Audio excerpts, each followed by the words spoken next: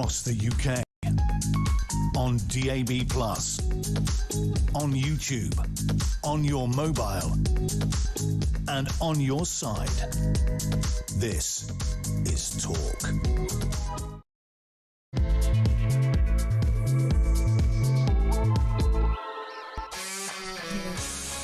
There you are. Good afternoon and welcome to Drive Time right here on Talk. I'm Kevin O'Sullivan and I'll be your host for 3 powerhouse hours of news, views and topical debate all the way to 7 o'clock. Get on the show, get on the phone and call me on 03444 99 1000. Lots to talk about today, obviously. Or you can WhatsApp voice note me on the same number and I promise to play your message out. It is Friday, May the 8th. Here's what's coming up. Local election Armageddon for Labour and catastrophe for Keir as the nation sends the government a clear message that it hates its policies, loathes its lousy leader and is sick and tired of its hopeless incompetence. And what is this useless rabble's response? To double down on everything the electorate detests, go harder on crazy Ed Miliband's nonsensical nut zero madness, go softer on the migrant crisis and get ever closer to the European Union. Either Labour MPs are thick as a brick and actually believe that their pound store socialist dystopia is what the people want, or they know that their stupid student activist worldview is wildly unpopular, but they just don't care. Do you think this excuse for a government gives a damn about you? 0344499 1000. Either way, with Labour on course to lose an astonishing 87% of its council seats and two-tier Keir clinging on like a fool who can't comprehend that his gormless game is up, we're in for some seriously turbulent times ahead. 0344 499 1000. Meanwhile, remarkable results for Reform UK as the turquoise revolution continues apace. The dreaded Greens not faring quite as well as poisonous Polanski might have hoped, but make no mistake, there's still a frightening force to be worried about. As always, the Lib Dems don't matter and never will until they ditch that dork Ed Davey. But bad times for the Tories. Not as bad as Labour, but not great. Hemorrhaging hundreds of seats. Kemi's crew were reduced to also-rans. Are we witnessing the death of the two-party system? 0344 499 1000. Expert analysis, comment, politicians and pundits throughout the show as we ponder the day that changed British politics forever.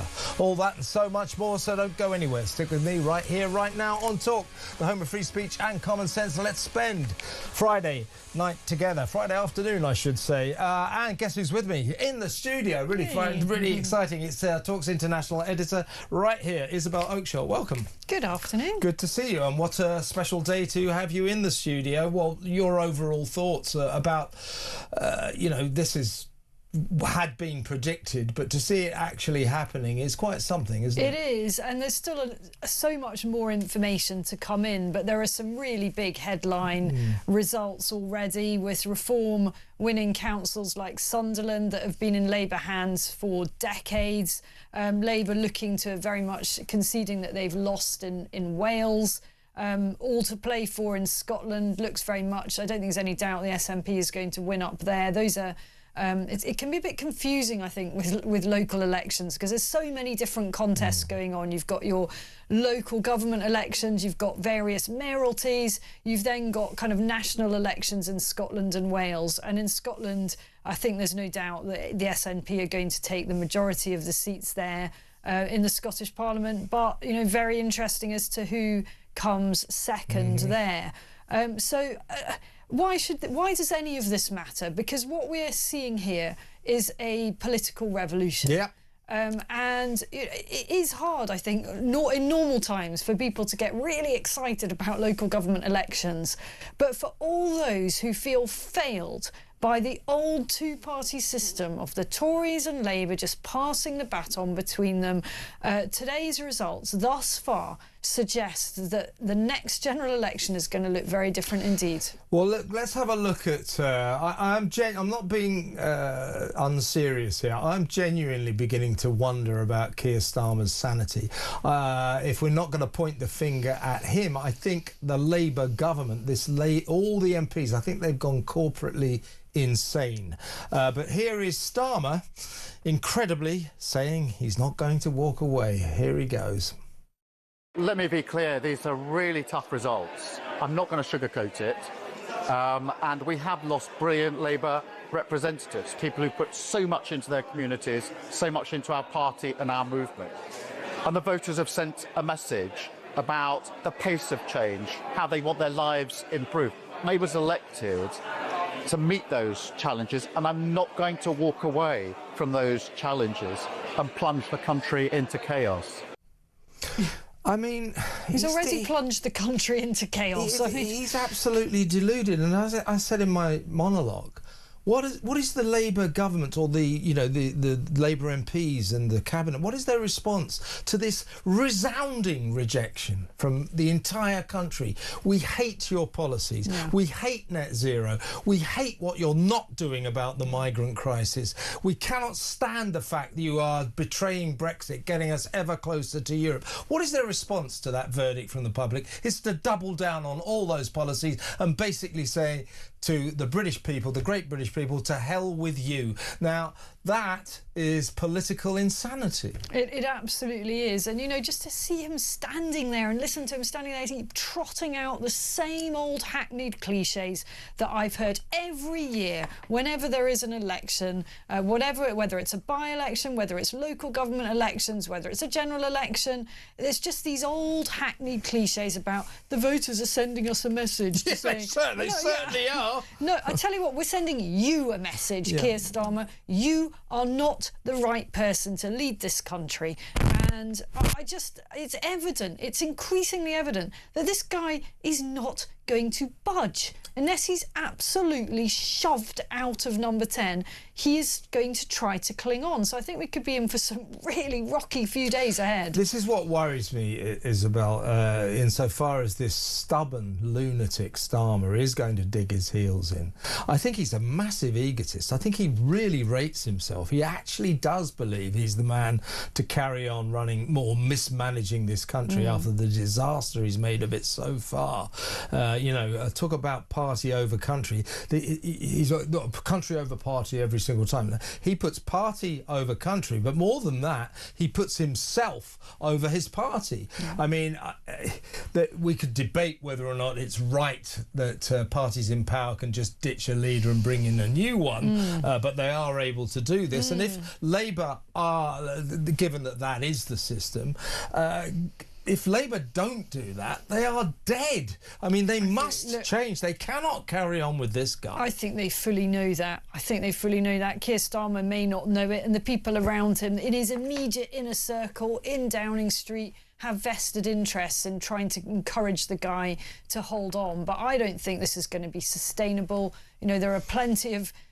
I think it would be almost impossible to get a Labour MP to privately say that this is all going to be okay and let's just carry on doing more of what we've been doing. I think privately they all know the game's up for Starmer. And I simply, instinctively, I can't imagine that in the next few days there isn't going to be a move to oust him. Now, whether it succeeds, that's another question, but there's surely one or more people are going to come out in the next 24, 48, however long it is, 72 hours.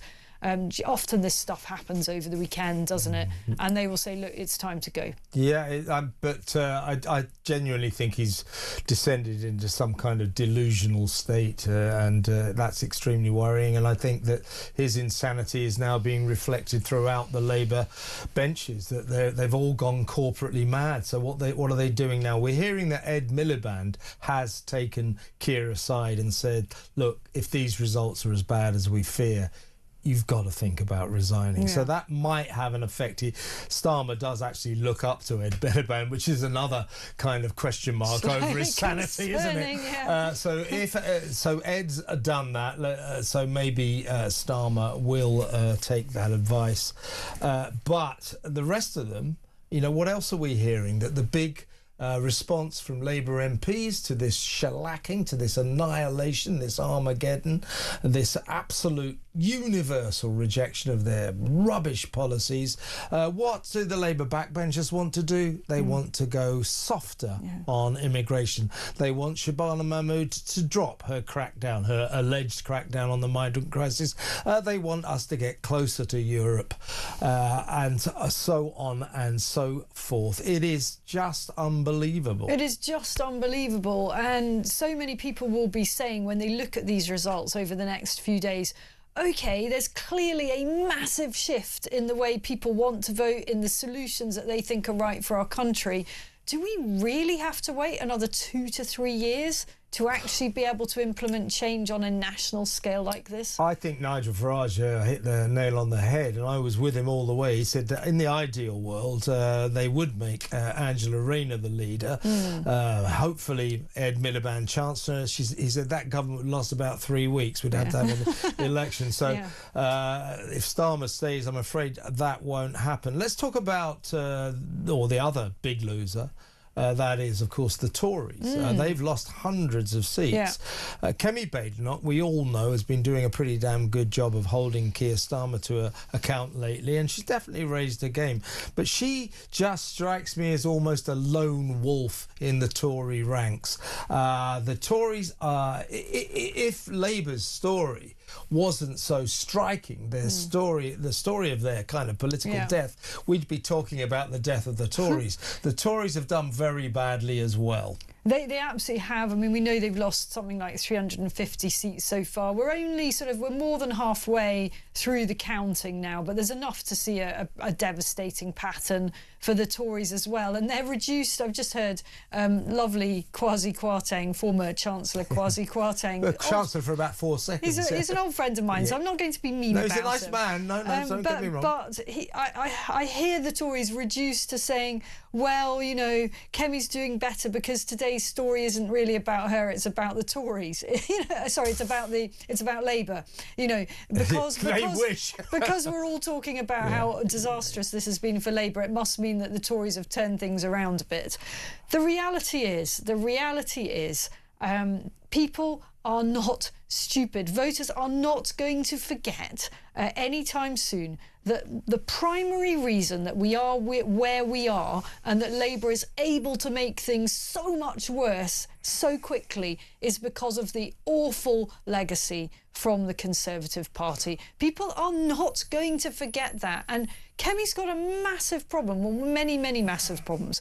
But one of them is, it doesn't matter how much she's changed or she presents quite well, she's quite tough in PMQs, whatever. It doesn't matter. The reality is her party are basically Lib Dems wearing blue clothes. Absolutely right. And, well, look, here is Kemi Badenoch again in delusional mode. Take it away, Kemi.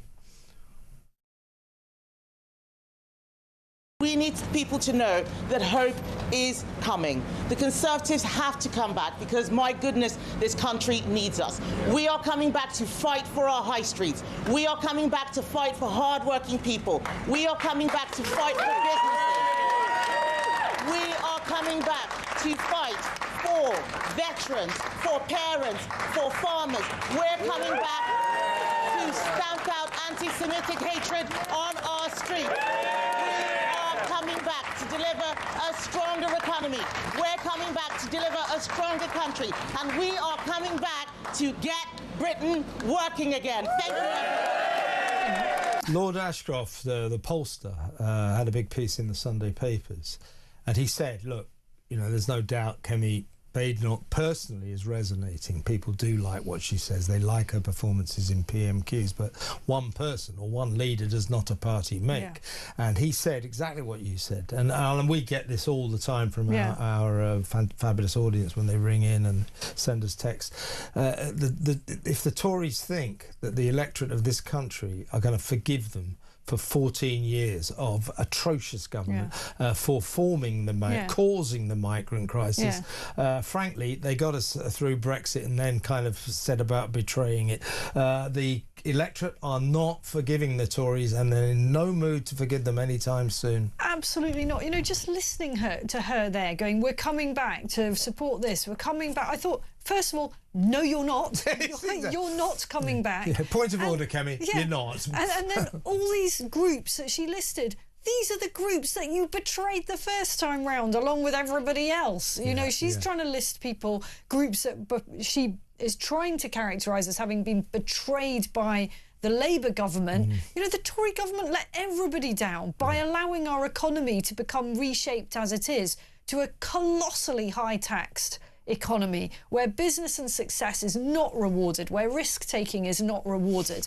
And they flooded our country with immigrants, whether they are legal, illegal. They allowed mass uncontrolled immigration, and it has been catastrophic for our country. It is eroding the identity of our country. It has created huge social and economic problems. And that is all on them. And you can't unravel that. No, sorry. Exactly. And in the end, reform basically stand for what traditional Tories used to stand for in the old days, Thatcherism, if you like. Listen, I'm glad I've got you today, Isabel, because we discussed this, was it 2 days ago? You're going to like this story. Remember this? This is Angela Rayner talking to those school kids, lying to them about Reform UK's policies. Let's have a look at this. I used to talk about all the NHS and Nigel Farage. I can't really put all the blame on him, because I actually think he'd be better than Keir Starmer. Nigel Farage says that he wants a system that is a more insurance-style system. So that means you have to pay, and that means that it's not free at the point of use anymore. I think that is really dangerous territory. I'd be okay in that system, by the way. I'd benefit from it now. But when I was growing up, I wouldn't have benefited from it. And my son probably wouldn't have survived if that was the system at the time. So I think it's really dangerous what Nigel Farage is offering in the NHS. It sounds plausible, but once you go down that route, other people will not be able to access that service. And I think that's really a terrible thing to do to people. When they need the service the most, we should be able to provide it for them. Well, as we agreed the other day, she's perfectly at liberty to spew that propaganda claptrap to adults. That's what politicians do. It's not true that Reform want to privatise the NHS, but politicians like to lie about that. But she's talking to little kids. She's talking to school kids. That's absolutely outrageous. You'll be surprised to hear. You'll guess what's happened today. I'd love to hear you say that there's an apology, that, you know... No, not quite. But Angela has quietly deleted that tweet. I mean, but the damage will already have been done. Of course. I'm so sorry for those young lads. They did not deserve that. And I know we're not going to go into details of this, but how could she sit there and go, oh, well, if Nigel Farage came in, you'd have to pay for the NHS. You already pay for the NHS. It's hundreds of billions. This idea that somehow it's free...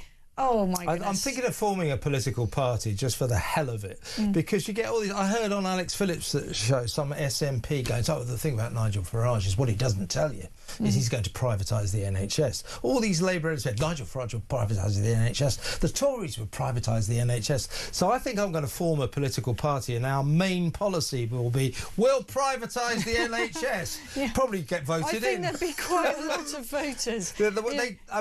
Obviously, we don't want to privatise the NHS, but they demonise that concept to an absurd degree. Most people don't care about how their healthcare is delivered, and they just care about the outcomes. They care about the ability to access it. And the idea that if you change the current system, which, come on, is not really consistently and reliably delivering brilliant, timely healthcare for everybody. The idea that the only alternative to that is an American-style system, something you hear a lot from Labour. It's just simply untrue that the only alternative is an American system. Yeah, the alternatives could be the very good systems in France, Germany, around Europe, where you pay according to your income, to your wealth. These are good systems. With better outcomes than ours. Better outcomes, great health services. Our health service is a joke. No one is suggesting we should privatise it, including Nigel Farage and Kemi Badenoch. But she has deleted that tweet because she knows that what she did was wrong. Isabel, fantastic to have you on the show, in the studio, of course, and we will see you again very soon. That's the brilliant Isabel Oakeshott. Next up, Graeme Stringer, the veteran Labour MP. It'll be fascinating to get his take on these local election results, because Graeme says what he thinks. He's an independent thinker. He's a Labour MP, but we'll talk to Graeme next. Stay tuned.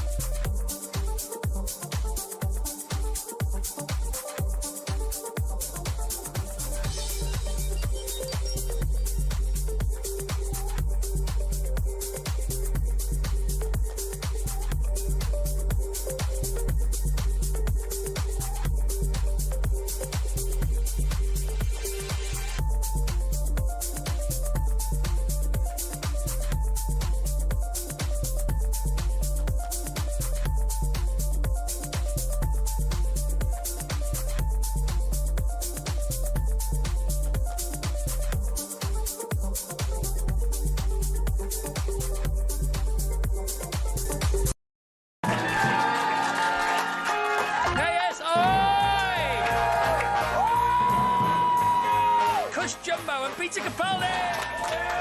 just so happens that it's all "you're amazing." Right. Paul White! Sir Lenny Henry!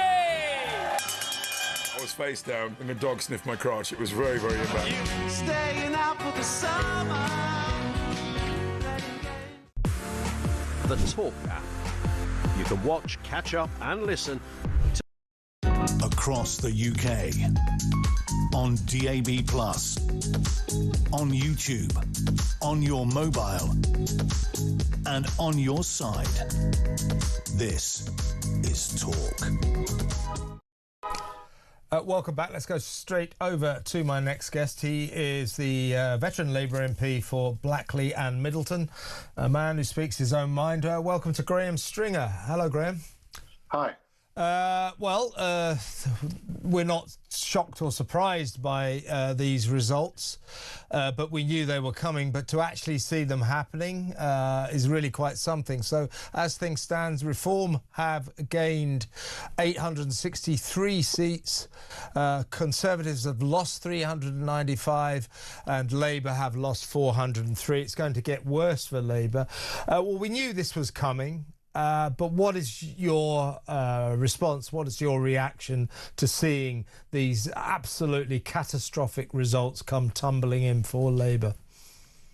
The reality is always worse than predictions, even though there's not a lot of difference between what was predicted and what has happened today. One of the reasons the reality is worse is because people were mainly, but not totally, voting on national issues.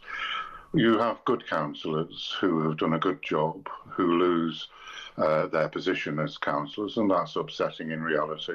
People I've worked with in many cases for decades. So the sadness and hurt of that is much worse than thinking we're just going to lose 1,200, 1,500 seats or whatever it is.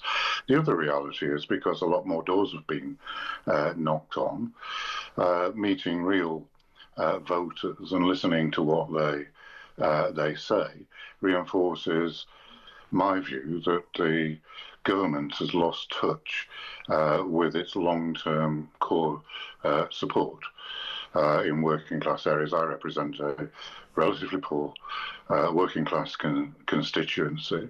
You knock on people's doors, they still mention the winter fuel allowance. They mention small boats. You don't have long, sophisticated conversations. But if I had to knit it all together and say what the response was, I would say that they no longer think the Labour Party and this government is on their side.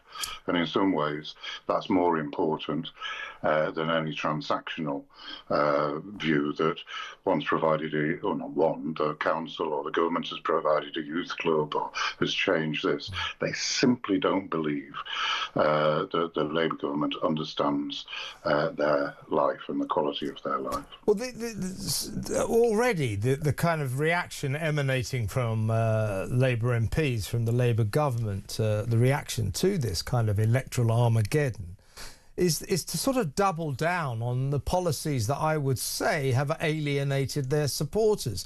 So we hear that they want to go harder on Ed Miliband's nut zero stuff. They want to go softer on the migrant crisis. That isn't what the people want, and they want to get closer to the European Union. Let me tell you, Graeme, I don't think working class Labour voters want to get closer to Brussels at all. So there is this feeling that Labour, at least parliamentary Labour, is massively out of touch with the people of this country.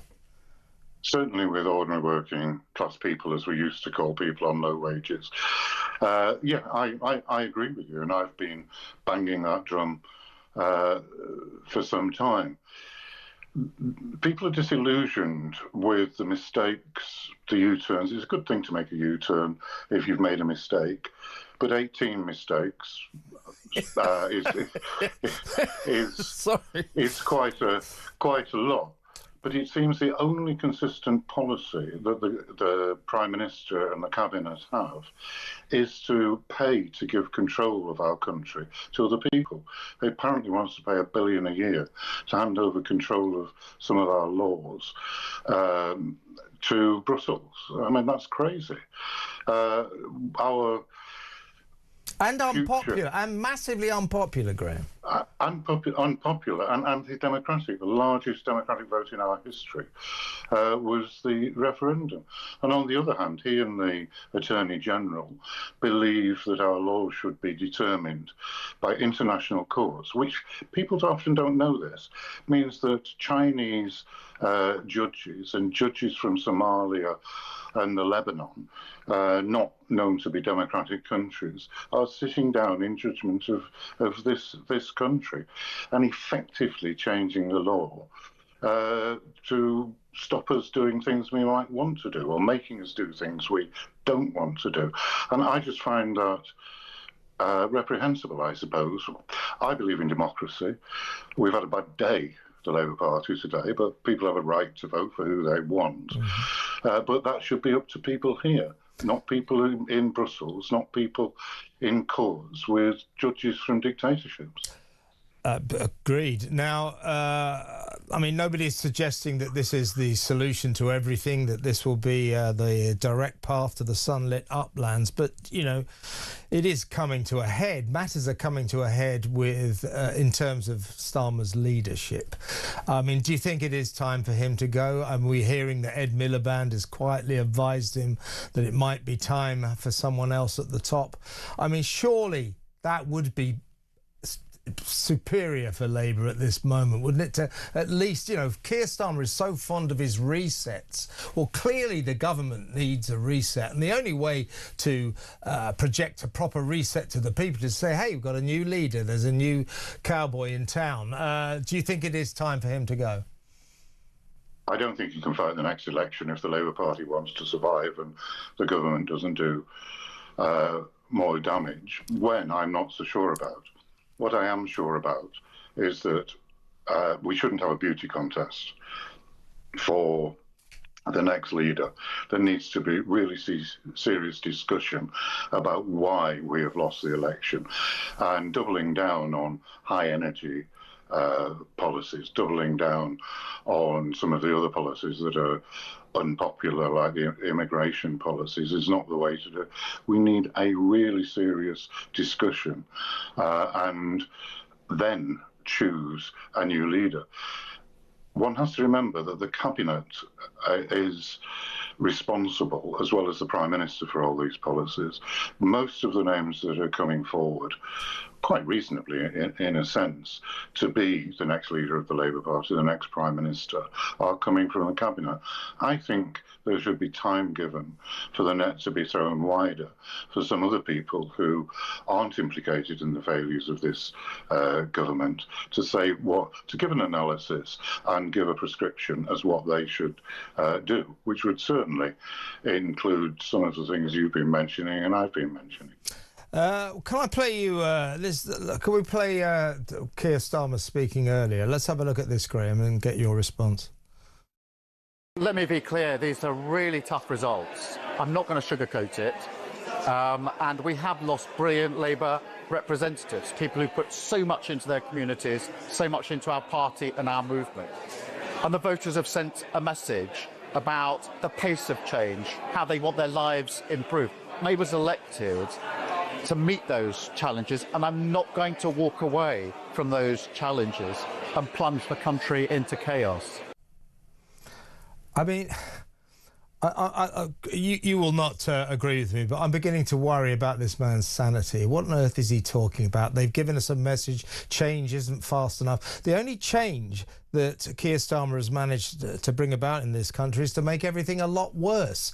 Now, if he really cared about the Labour Party, surely he would step down, or at least set the path in motion for a replacement to take the party forward in a different direction and hopefully a more popular direction. I certainly hope at some time in the fairly near future he will set a timetable. I mean, to be fair to him, and to journalists have to ask him, are you going to step down? He's going to say no, because as soon as he gives an ambiguous answer to that, he's effectively finished. And I want him to think about it, come forward with a plan as to how he can leave with a certain amount of dignity. At the end of the day, he's a human being. He's done one of the most difficult jobs in the country, and he's failed. And I want the Labour Party to find somebody who will do a better job on behalf of the Labour Party and the country. So that's my simple view on that. But what he actually said was, I mean, I think if you analysed it, it didn't have any meaning. You know, well, as so often in his case. Yeah. I've got an idea, Graeme. I've got an idea for the new leader of the Labour Party. You, how about that? No. One, I'm much too old, and secondly, I mean, I have to be careful how I say this, but I've known a lot of leaders of the Labour Party, and you have to be a little bit mad till you want the idea. Well, that's what I was getting at with Keir Starmer. But I mean, to be serious, someone like yourself, who is still in touch with what traditional Labour supporters, working class, blue collar supporters think, and what they want, their desires, their hopes, what they don't like, you understand them. I don't think Keir Starmer even begins to understand them, nor do so many people in the cabinet. Ed Miliband hasn't got a clue what people on the street are thinking. I listened to a really interesting interview 2 or 3 days ago with John Major, who was saying exactly that. He said he was brought up in a working class district in South London. He said he knew there were many decent people in the Labour Party. He didn't join the Labour Party because he disagreed with the policies. And he was making the case that now most Labour MPs have never had a job outside the public sector. Many, too many, have just been bag carriers for MPs, ministers, they work for charities, they work for trade unions, all of them worthwhile jobs in their own way.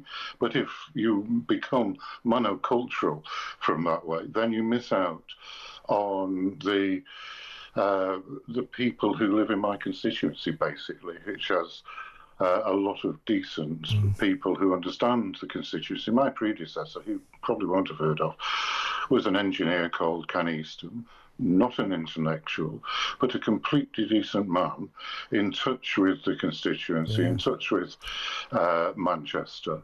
And he knew who he was and what side he was on. And he wanted to do the best for his constituents and his best for the country. Well, and we don't have enough Ken Eastons. We don't have enough Ken Eastons, and the Labour Party doesn't have enough Graeme Stringers either. It's always a pleasure to talk to you, Graeme. Thanks for coming on. Graeme Stringer there, Labour MP for Blackley and Middleton South. Next up, the great Trevor Kavanagh from The Sun. He's written a fantastic piece for tomorrow's paper. We'll talk about that. We'll talk about what an extraordinary day we are living through as we speak. That next. Stay tuned.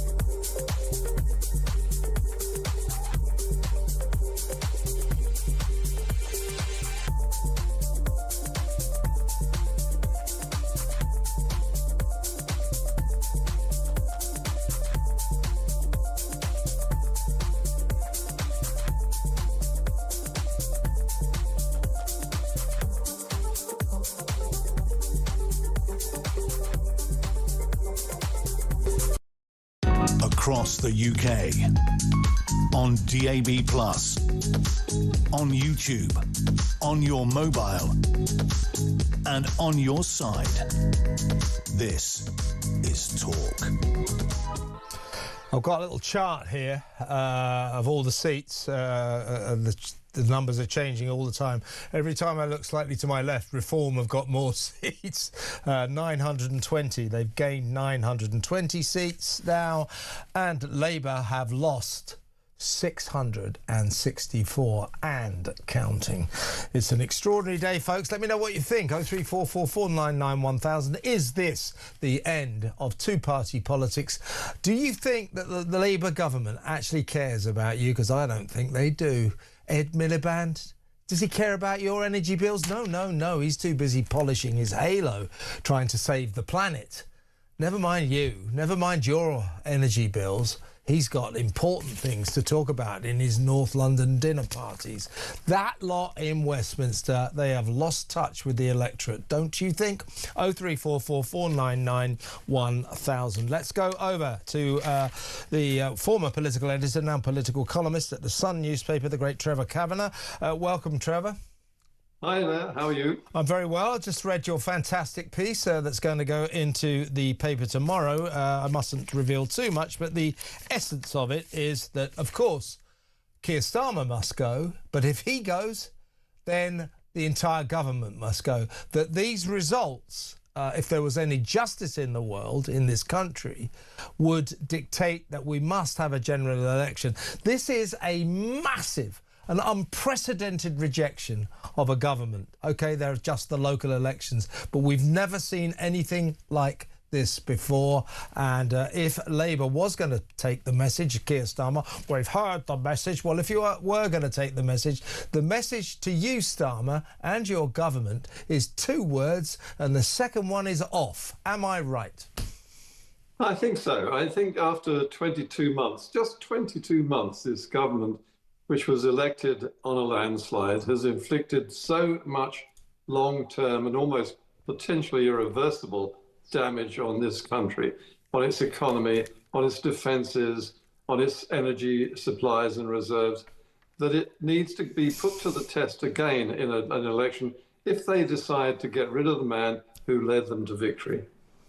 Yeah, and I mean, we're hearing that Ed Miliband has taken him aside and had a quiet word and said, listen, if these results turn out to be as bad as we feared, and by the way, they are, I say, as I just said, I've got this chart here, and the reform box looks like this. Every time I look at it, more seats gained. Every time I look at it, more Labour seats lost.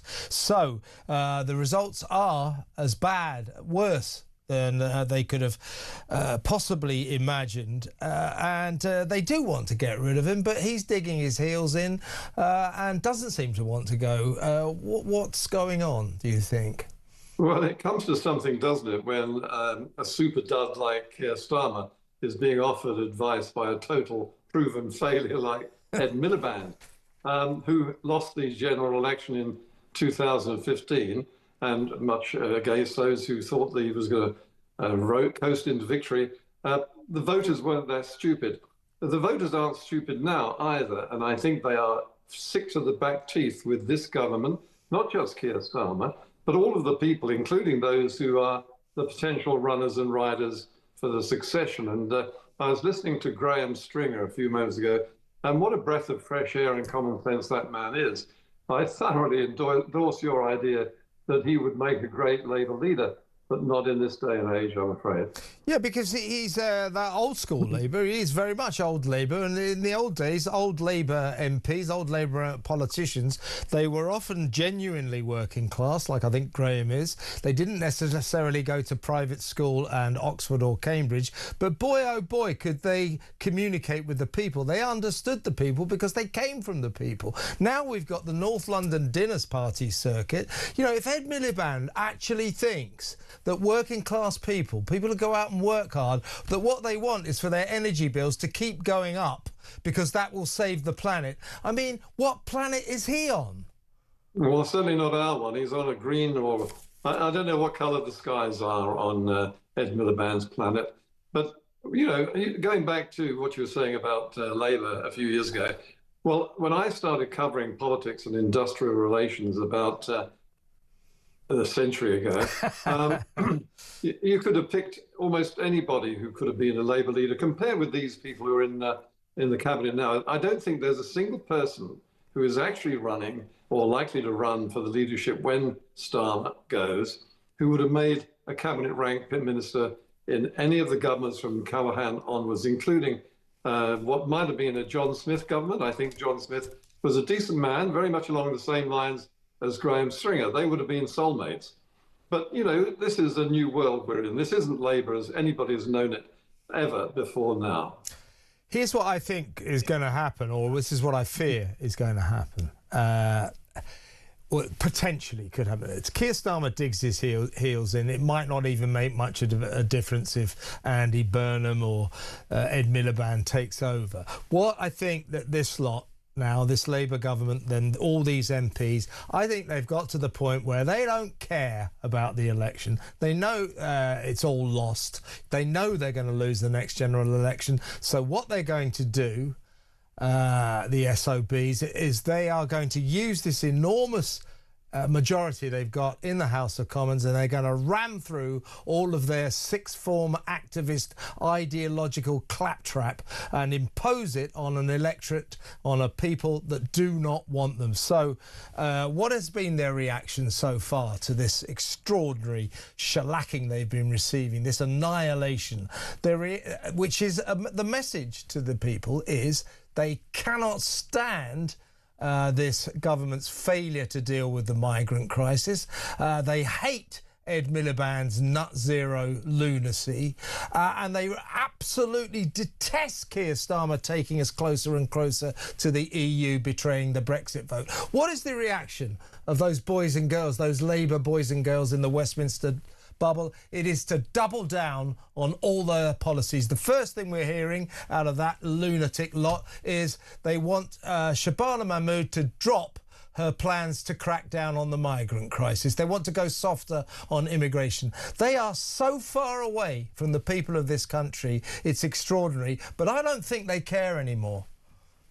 Well, I think you made an interesting point. You hit the nail on the head just now, and you said that they are basically at war not just with the public outside at large, but with each other inside the party.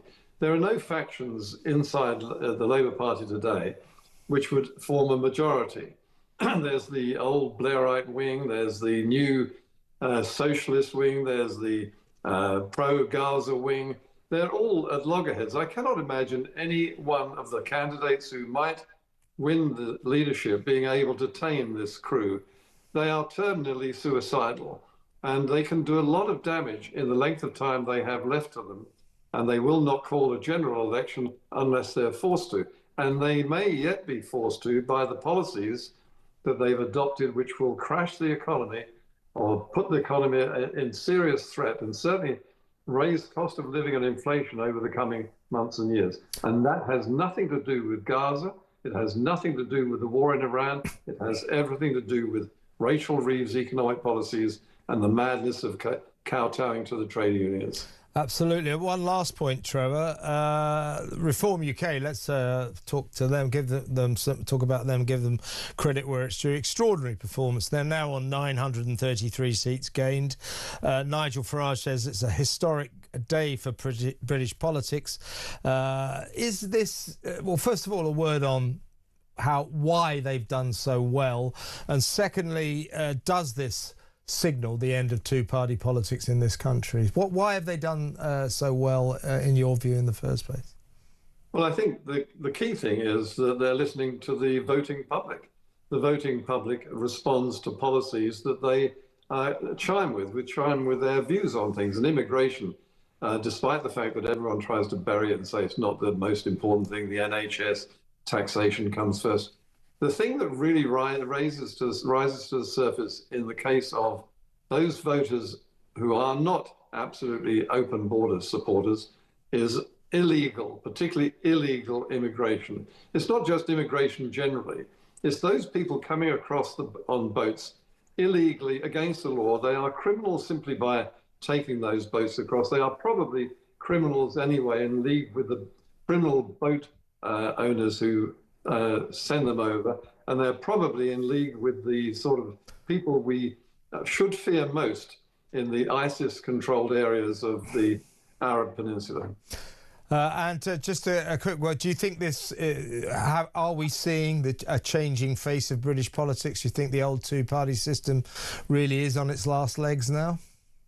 Well, I think the interesting thing is that the divisions are on the left. I think that the Greens have failed to break through as they had hoped. I think that Labour is basically finished as a governing party, at least for the foreseeable future. I'm talking about years and years ahead.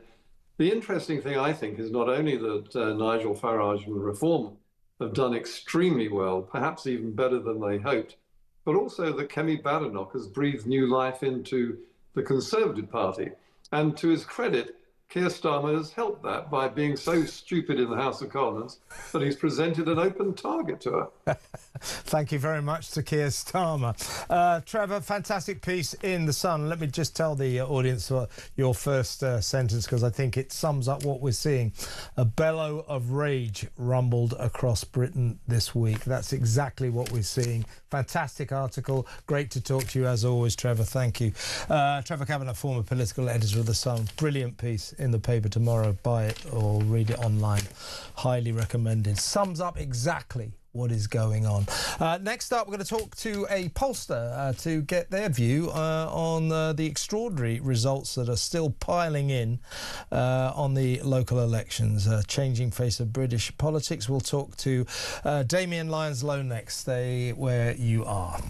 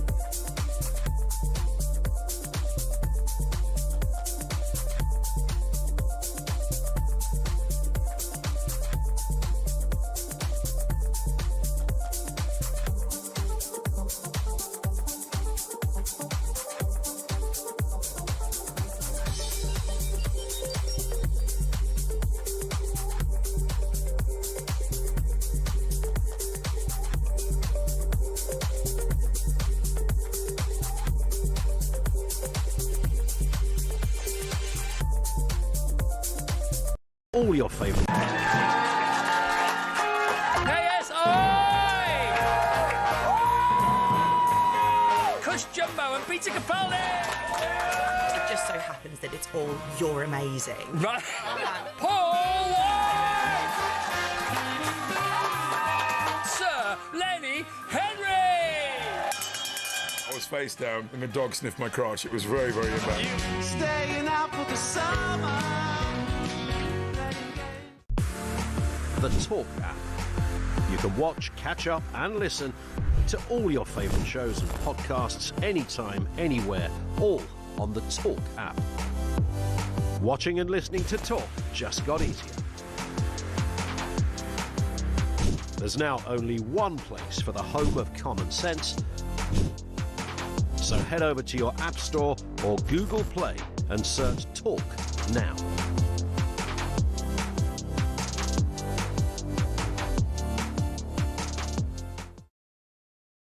Across the UK, on DAB+, on YouTube, on your mobile, and on your side. This is Talk. After the news, Philip Kinsley will join us with his take on what we are witnessing right now. But in the meantime, let's go straight over to the founder and chief executive of the polling company Survation, Damian Lyons-Lowe. Welcome, Damian. Your thoughts on what we're witnessing? It's kind of historic. We've never seen anything like this, have we? Yeah, so I mean, for context, you have to kind of think about this in terms of what was going on in 2022, because that was the last time that these local elections were held, these particular seats. And do you remember 2022, the point in time in May where Partygate was breaking, Conservatives were ahead in the polls, and then you had Partygate and Labour took a slight lead over the Conservatives. But on a combined basis, both parties had 70% of the vote in opinion polls. Possibly today, we're talking about, on a combined basis, both the Conservatives and the Labour Party having 35% of the My vote. God, really? Yeah. So this is the comparison from 2022 to now. It's that unwinding of that two-party dominance that you've been talking about. Yeah, and I've heard some desperate Labour apologists today saying, well, you know, in 2000, I can't remember exact dates, but it was sort of 2002 or something, you know, they said Tony Blair, in the middle of his government, had the most awful local election results, absolutely terrible for Labour, and he went on to win the general election after that. Well, I don't think there's an equivalence then. I mean, it is quite traditional that governments in power, that their representatives at local elections do tend to do quite badly because people punish the government. Yeah. So that's traditional. But what we're seeing now is a lot more than that. We've never seen anything like this, have we? No, so we've come off the back of a long period of Conservative government where people have been disappointed about their economic prospects, the economy, the cost of living, and they chose to punish the Conservative Party in 2024 at the general election.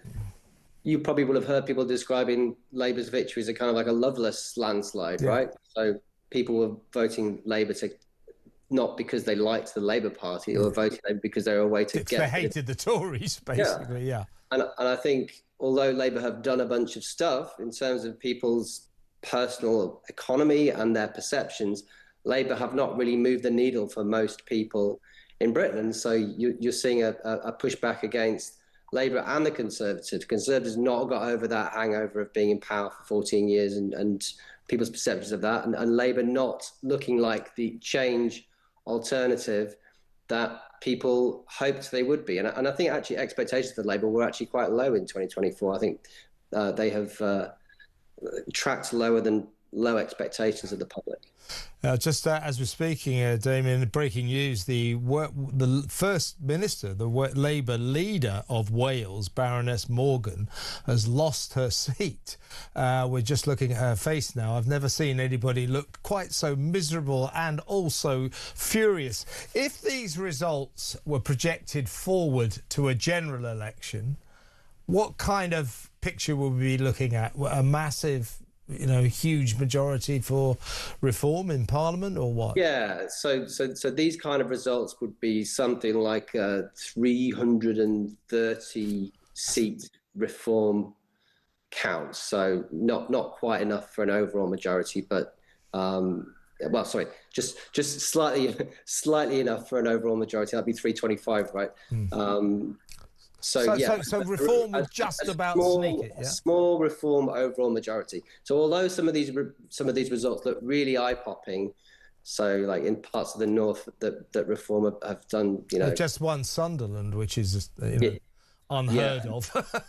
Yeah, so doing really well in places like that, your kind of post-industrial Brexit voting northern regions. Probably not done quite as well in the home counties as you might expect. Probably not done as well in London as they might have expected. But you know, you're looking at a small reform overall majority on these types of local numbers. And this is from a very low vote share. So sure. One of the there is that. It's always that. But listen, Damian, really good. Come on again next week. Let's have a proper analysis when we got the full results in. But great to talk to you. Thank you very much. That is Damian Lyons-Lowe, founder and chief executive of the polling company Survation. Next up from the New Culture Forum, Philip Kinsley. He'll join us after the 5 o'clock news. We'll get his take on this extraordinary spectacle we're witnessing now. That next, stay tuned.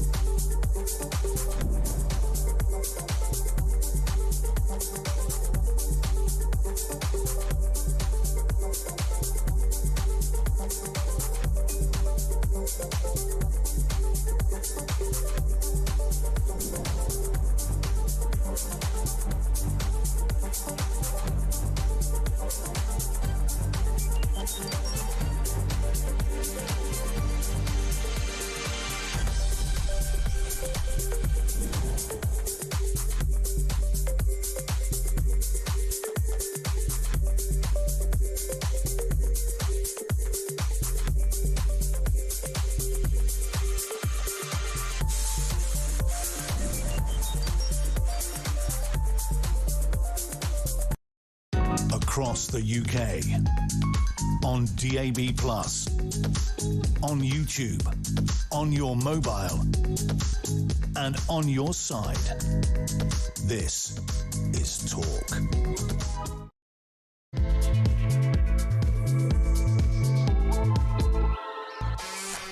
Welcome back. In about 20 minutes or so, we'll go over to Conservative MP Graeme Stewart. We'll get his take on what's happening today with the local election results. But we'll also take a couple of calls in a few minutes. So 03444 99 1000. What do you think is going on? What do you think of these results? Do you think the Labour Party still stands for you? Does it care about you? 03444 99 1000. Let's go straight over to our favourite guest. We thought we'd better get him on today because it's a very special day. The Senior Fellow at the New Culture Forum, Philip Kinsley. I think I knighted you then. I think I called you Sir Philip Kinsley. Only a matter of time, Philip. It's Kev, it's about time. Yeah. You know, I've done my stuff. Exactly right. Exactly right. I'll see you at the investiture. I'll be the one next to you with the king. Services to anti-woke. Now, a couple of recent results that are worth mentioning. The Labour have lost Sunderland to reform. Sunderland, absolute Labour stronghold. And just now, just before you came on, Baroness Morgan, the First Minister of Labour, of Wales, has lost her seat in the Senate. So something phenomenal is going on. Your overall thoughts? Well, I mean, it's more than a rejection of Starmer. It's more than a rejection of Labour. It's more than a rejection of the political class, isn't it? It's the end of this liberal era, in inverted commas, which privileges foreign criminals over women and children, which gives Pakistani rape gangs free reign in the poorest areas of the country. The era of suicidal empathy. The era of suicidal empathy, right, which also demonises decent, hard-working people who love their country, love their neighbourhoods, love their family. All of those things. So people have just spoken and they've said no to all of those things. And it's just so wonderful that they've done that. I think, it's funny to listen to Labour making excuses for this, and the spin line is that, oh well, we haven't delivered fast enough, we haven't delivered change fast enough, we should be doing more of it. No, that is precisely why you are universally loathed and despised, because the kind of change you have delivered we desperately do not want. We do not want open border policies. We do not want we do not want our women and children unsafe on the streets. We do not want welfare Britain. All of the things that Labour stands for, we desperately do not want. They will not see it. And it's actually quite sad to watch these people, these deluded people. Yeah, I think, Philip, I think that what we're seeing today, the current score, by the way, I've got a little ongoing revolving boxes here, so I'm seeing changes as they happen. The current score right now is Reform have gained 972 seats. Labour have lost 725 seats, and the Tories have lost 437 seats. Extraordinary. Now, the reaction of Labour to this absolute annihilation, this is Armageddon for them. What are we hearing from those Labour idiots in Westminster? Their response to this. What is the message? We've given a message by the electorate. Yeah, this is the message you've been given by the electorate. The electorate hate your net zero lunacy, Ed Miliband's nonsense. Your electorate absolutely detest you getting closer and closer to Europe, to the EU, betraying Brexit, and they absolutely abhor your failure to tackle and to crack down on the migrant crisis. What is the reaction of the Labour MPs?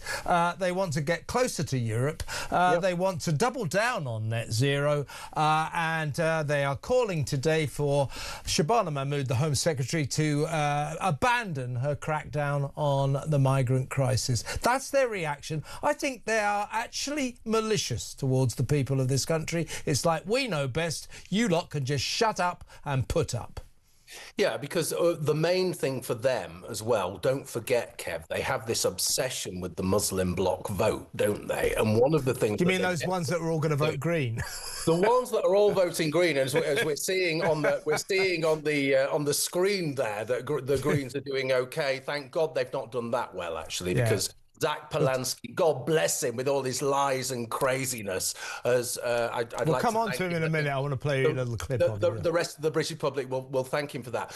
But they are obsessed with themselves. They are obsessed with survival. They're obsessed with power, and they are obsessed with imposing their suicidal policies, their suicidal student politics on this country. And we have told them, we have roundly rejected them. As I said before, they are universally loathed and despised. It isn't just Starmer, it's the Labour Party, it's their whole ethos. It's time for change, and we are seeing that change now, and it really is quite refreshing. Indeed. Well, let's have a look at Nigel Farage in triumphant mood, of course. He's hailing this as an historic day for British politics. So take it away, Reform UK leader Nigel Farage.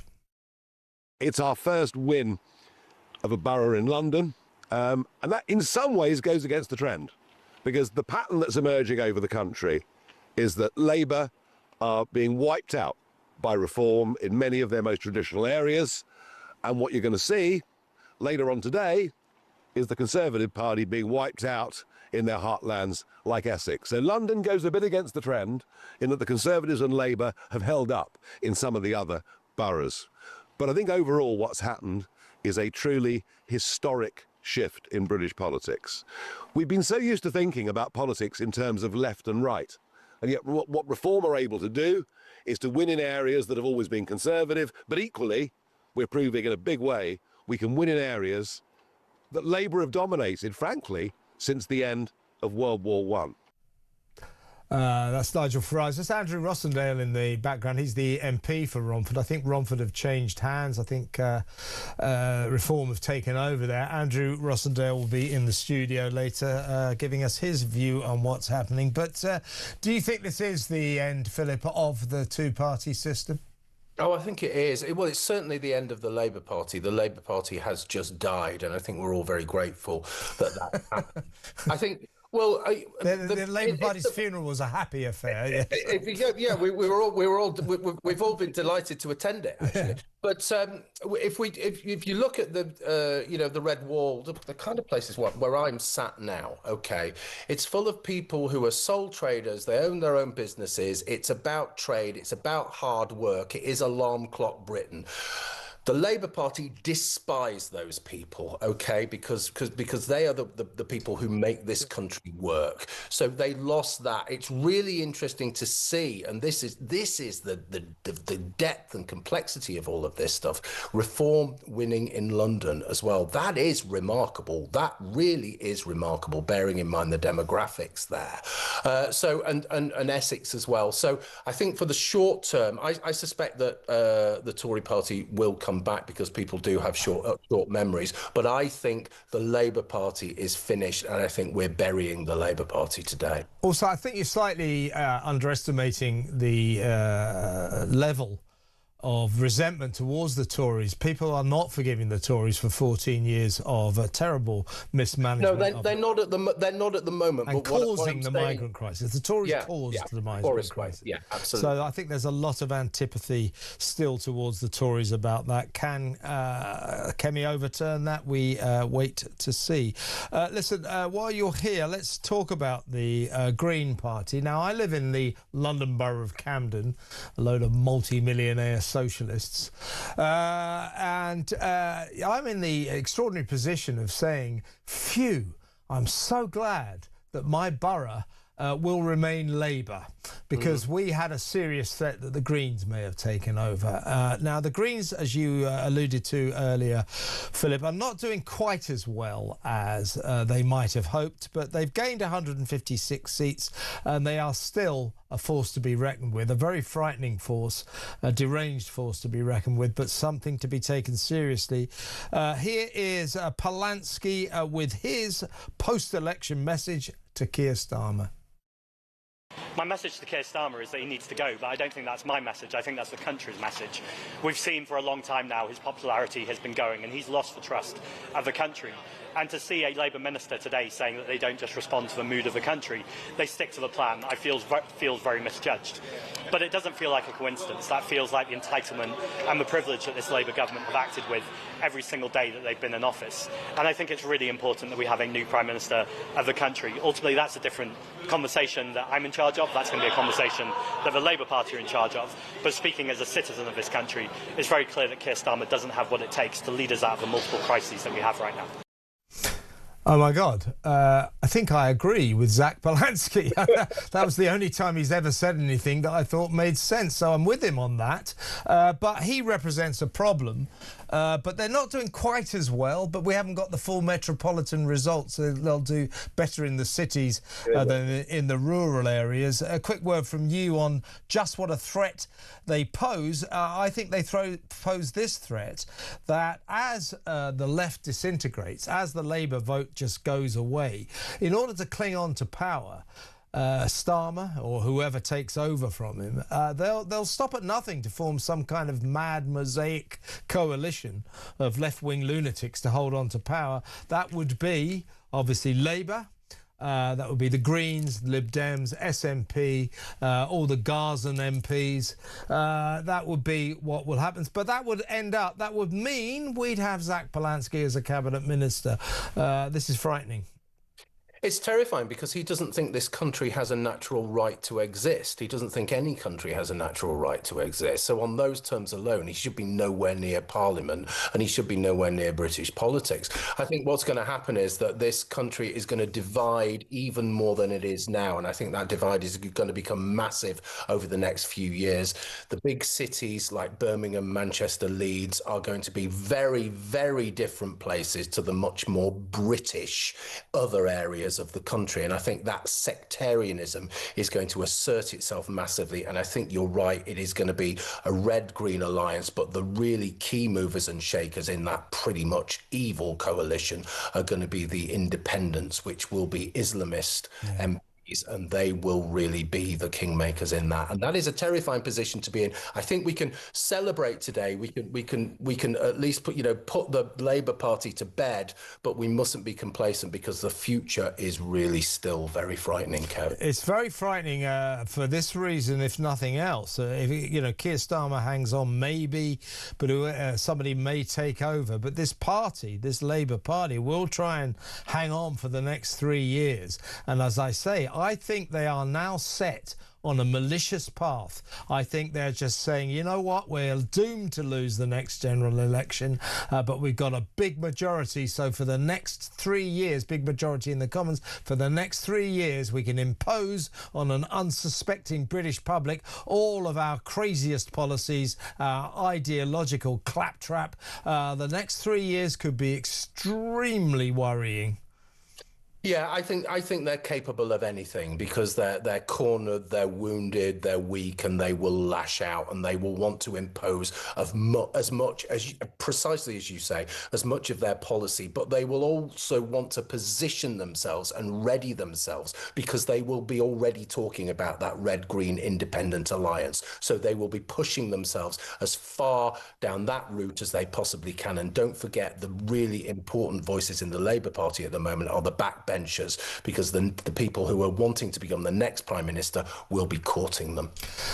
Thanks very much, Phil. Great to talk to you. We'll talk to you next week when we get the full results in. And by the way, they say there's no good comedy on TV. Can I recommend you have a look at Baroness Morgan's speech, the First Minister of Wales, who's just lost her seat. That is hilarious. Comedy is back.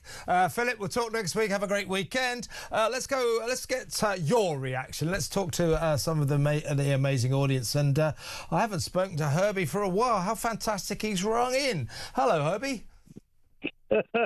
Hello, Kevin. How are you, sir? I'm all right. Yes. So, what's the view from Harrow? What are you thinking about what we're seeing right now? I was standing in Bungay, funny enough, because I'm registered in two places, Kevin. But what's your view of what we're witnessing today? Oh, unbelievable. In fact, Kevin, I've done very well, considering it's a Green Party-held constituency, and I came second.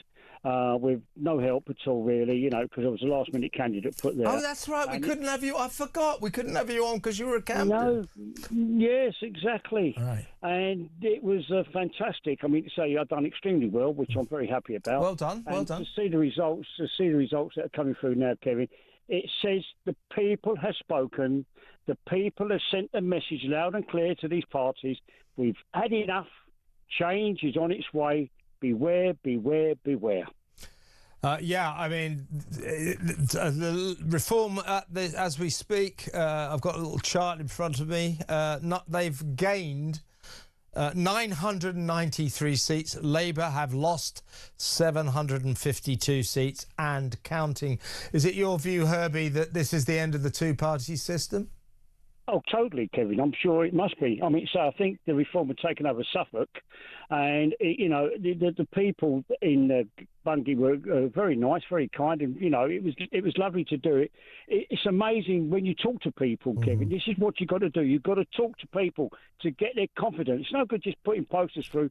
Talk to the people. Say you're representing them, not a party. Talk to the people and talk their language. I don't think people like Ed Miliband and Keir Starmer or Rachel Reeves, I don't think these people have a clue how to talk to ordinary, normal people on the streets, people who you might say were traditional blue-collar Labour supporters. They're a million miles away from traditional Labour support. Totally. Well, what I'm finding out, Kevin, is very, very, very disheartening, especially from Ed Miliband regarding this recycle system.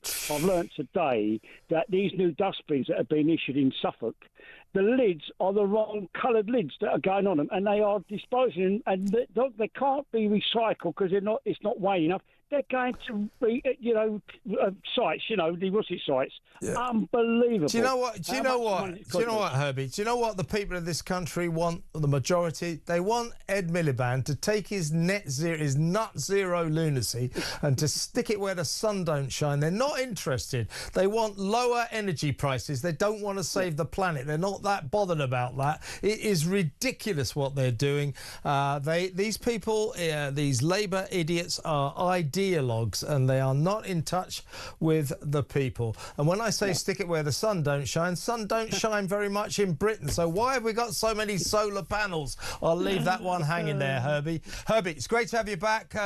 Call me next week. Let's talk again, and well done in your election.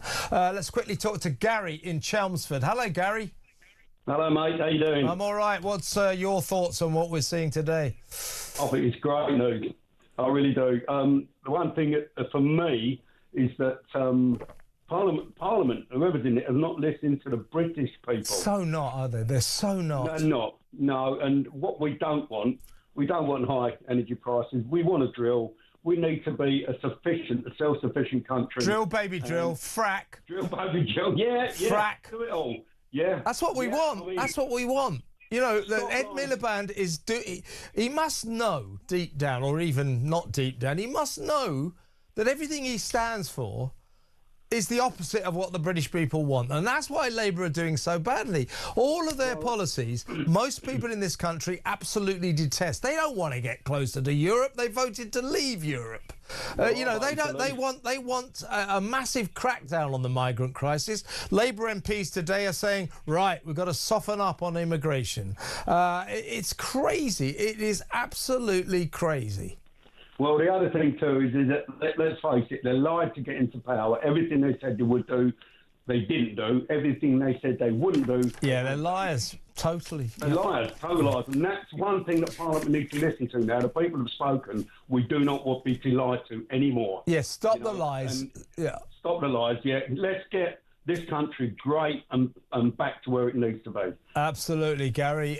Really good to have you on the show. Get in touch next week. Gary from Chelmsford, excellent call there.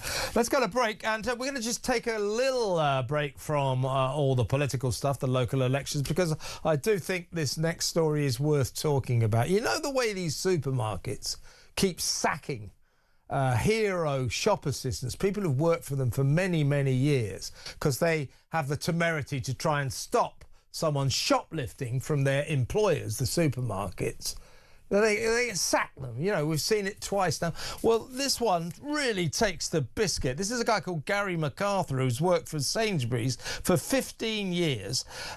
He's at Sainsbury's, at his supermarket. The day starts when he heroically saves the supermarket's one single lone solo security guard from death by giving him CPR. So he saves the security guard's life. Later in the day, someone tries to steal some champagne from the Sainsbury's branch he works in, and Gary MacArthur tried to stop this person stealing from his employer's Sainsbury's. That was Gary MacArthur's day. How did that day end? Sainsbury's sacked him. They sacked him. I'm so sick of this. These supermarkets doing this to their employees who try and do the decent thing. You know, somebody's stealing from my employees, I'm going to try and stop them, and their employers fire them. I think what these supermarkets are doing, Waitrose have done it, and now Morrison's, of course, and now Sainsbury's. This is un-British. We don't do this to heroes. We don't do this to decent people. We don't fire people for doing the right thing. You supermarkets, shame on you. We'll talk about that next. Stay tuned.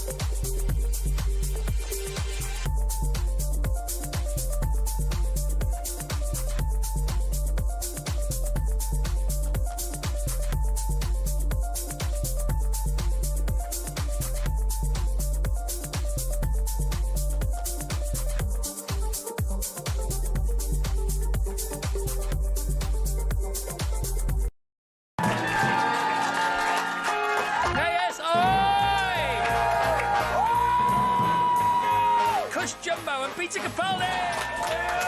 just so happens that it's all you're amazing. Right. Paul White! Sir Lenny Henry! I was face down and the dog sniffed my crotch. It was very, very embarrassing. Staying out for the summer. The Talk app.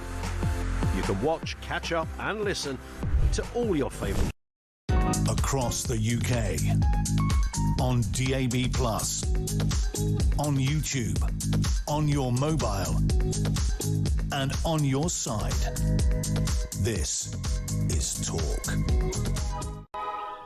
Welcome back. Former Met Police Detective Mike Neville is in the studio. He has the singular honour of being the one guest that we're not going to talk about the local elections with. Now, we're going to talk about Gary MacArthur, the latest supermarket worker, who clearly, in my view, did the right thing, did the decent thing, and got fired for his troubles. But Gary MacArthur, so we've seen in the last couple of weeks or last month or so, guy from Waitrose, who'd worked there about 17 years. Down in Clapham, in Clapham, losing his job for trying to stop a shoplifter. Then a guy from Morrison's, same story. Now, this guy, Gary MacArthur, he began the day by saving the life of the Sainsbury's in West Wickham in South London, of the store's only security guard. It was CPR. The security guard obviously wasn't going to be there for the rest of the day, so Gary volunteered to stay on and look after security. And then there was an incident, champagne thief. So it all got really heated. The guy's throwing multiple bottles of champagne around, apparently been there many times, always stealing champagne. And Gary tried to restrain him, and the net result of this is Sainsbury's have fired him for acting against company guidance on preventing incidents. He saved a store detective's life, then tried to stop a lunatic, violent champagne thief from stealing from his employer's Sainsbury's, and Sainsbury's have rewarded him by firing him. I'm sick of this. What's wrong with these supermarkets? This is un-British. Well, it is un-British, and I'll tell you what it is. You can just see the miserable HR manager who made this decision, following corporate rules, a sort of mini version of Starmer, following the process. And as you say, what this does is it, once again, the hard-working man, who's a decent chap, done his first aid as well, he gets the sack. The thief walks away, knowing that 1% of thieves are caught. And what message does this send out to thieves? They know the moment they offer the fraction of resistance, they can simply just walk away. And we live in a country where people do the right thing, and the law allows the right thing. So the law says you can make a citizen's arrest if an offence has been committed, and the man has stolen champagne, he's damaged things, he's threatened stuff. Gary MacArthur with a customer has restrained him, so they've legally acted right. But these supermarkets are so afraid of their own shadow that they've sacked him, and as I say, then they'll just get more and more shoplifting. It's disgusting. Yeah, what happened was this guy apparently he accrued loads of champagne. He put it in a bag, put a stash bag down, and then would go to the bag to take it out. Now, first of all, Gary found his stash bag full of stolen champagne, but yet it hasn't left the shop yet. So Gary just took it back to the shelves.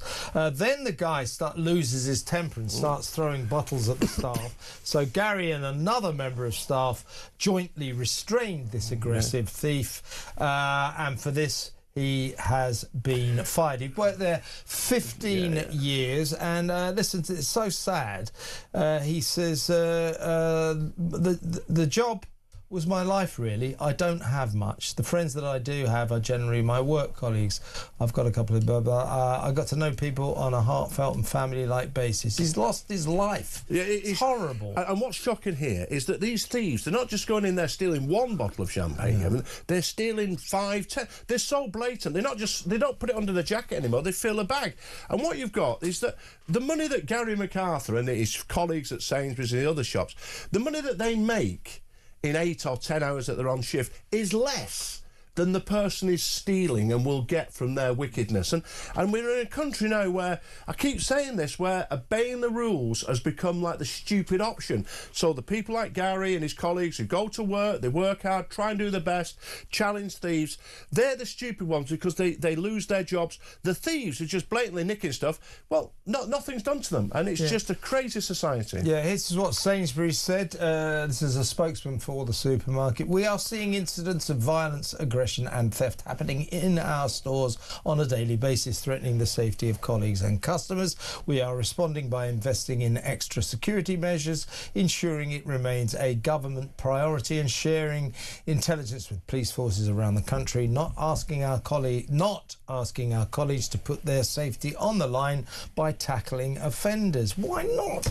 Then they say that's why our guidance to colleagues on responding to retail crime prioritises keeping everyone in our stores safe and is specifically designed to prevent incidents from escalating into a more dangerous situation. I've got to say, you know, sorry if this is out of line, folks, but that is snowflake claptrap. It is corporate rubbish. Yeah. People are frightened of their own shadow. And what this means, they're creating violence because these thieves know they can do what they want. The moment somebody says no, it escalates, and this is what the reason thieves get violent is because they feel entitled to steal, and then if anybody says no, they'll just challenge it. What they should say, of course, is get people to sign a form. If you challenge a shoplifter and you get stabbed, well, you know, you've taken that decision, you may have to take it on your own. But I know if you're a decent bloke, a decent lady, and you see these thieves day after day after day, when you're grafting day after day after day, these people all say, oh, we care about their mental health. How does that affect your brain when you're seeing people stealing every day and you're getting a small wage? It's outrageous. They're not looking after their staff. They're not caring for people. And I think what customers should do, they should start to say this. I've been in this West Wickham store. I used to live near there. It's a leafy suburb. But the people who go in that Sainsbury's need to say, I want to see the manager. I am disgusted by this. People need to make it clear. Tell the store. I would never call for a boycott of stores or supermarkets because people have to make a living, and I don't want businesses to fall and fail. But I do think you're exactly right, Mike. We've got to tell these supermarkets this policy is not acceptable. It goes against the grain. I mean, what they're saying is we are not asking our colleagues to put their safety on the line by tackling offenders. Our guidance to colleagues on responding to retail crime prioritises keeping everyone in our stores safe. Look, if a decent, long-standing, loyal employee, shop assistant, sees someone trying to steal something, are you really telling us, Sainsbury's, Morrison's, Waitrose, that when one of your staff tries to stop that person stealing stuff from you, that they're in the wrong and you're going to fire them for that? Come on. Have a look at yourself. It's disgusting, isn't it? It is. I mean, these supermarkets are part of the community. People go there every day. People have friends there, whatever. But we just need to make the message clear. So I implore people who go to the West Wickham Sainsbury's, ask to speak to the manager, express your disbelief that this man, and ask him to be re-employed. What I think, though, is they're going to come on to this, that this is a PR disaster. We're talking about, I say, Morrison's, Waitrose and Sainsbury's now, who've all made these stupid decisions. Somebody somewhere is going to start thinking, we've got to start looking after these people. Because in the end, he wasn't hurt. Gary MacArthur wasn't hurt. The person was detained. He was taken away by the police. So no laws were breaking. In fact, he was acting within the law. So they just need to get a grip of this, because they are creating a crime wave by allowing this to happen. You can hardly get your head round it. Think about this again, folks. Let me just lay out the chronology here. The day began with this store's single solo security guard collapsing, nearly dying. Gary MacArthur heroically saved his life with CPR. He saved his life, and then volunteered to say, I'll look after the security for the day of the shop. He volunteered to do that, and then did so by trying to stop a champagne thief, and he got fired. I can't get my head round it. No, what you've got to look at, we're looking at an Alice in Wonderland Britain, aren't we, where doing the right thing, paying your taxes, working hard, looking after your family, that's like a perverse thing to do. It's a mad thing to do. If you go out stealing, skanking benefits, you're seen as a sort of good sort of individual. And it's just mad. And somehow you're talking politics, hopefully somehow all of this is going to change, because we need to get back to the Britain where the Gary MacArthurs are rewarded and the thief is put in jail. Totally right. The message here is Be a champagne thief, because no one's going to nick you, no one's going to punish you. But do not be a hero trying to stop the champagne thief, because you get fired. And by the way, while you're at it, don't save anybody's life, because you get fired. Thank you very much, Sainsbury's. Now, as I say, I'll never call for a boycott of a business, because they have a hard enough time as it is. But I think we should all think about getting onto Twitter or Instagram and saying, Sainsbury's, reinstate Gary MacArthur. OK? Reinstate Gary MacArthur. Sainsbury's, wind your neck in, have a look at yourself and do the right thing by this guy. 15 years and you just fire him. I think it's disgusting. It is a disgrace. Let me know what you think, folks. 03444 99 1000. Big thanks to Mike Neville, former Met Police detective. We'll come back in a little while and we'll talk to Graeme Stewart. He's the Conservative MP for Beverley and Holderness. We'll get his take on what kind of a day it's being for the Tories. That next. Stick around.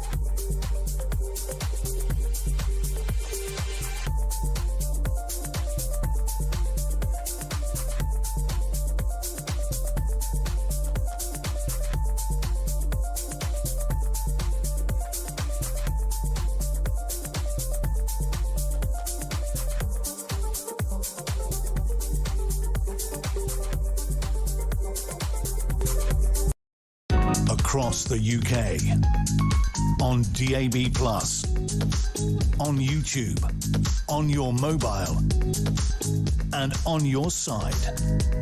This is Talk. We're going to do some sport in a little while, take another break from the politics. We're going to go up to have a look at old Prince William celebrating Villa's goal. He's a big Villa fan, Aston Villa.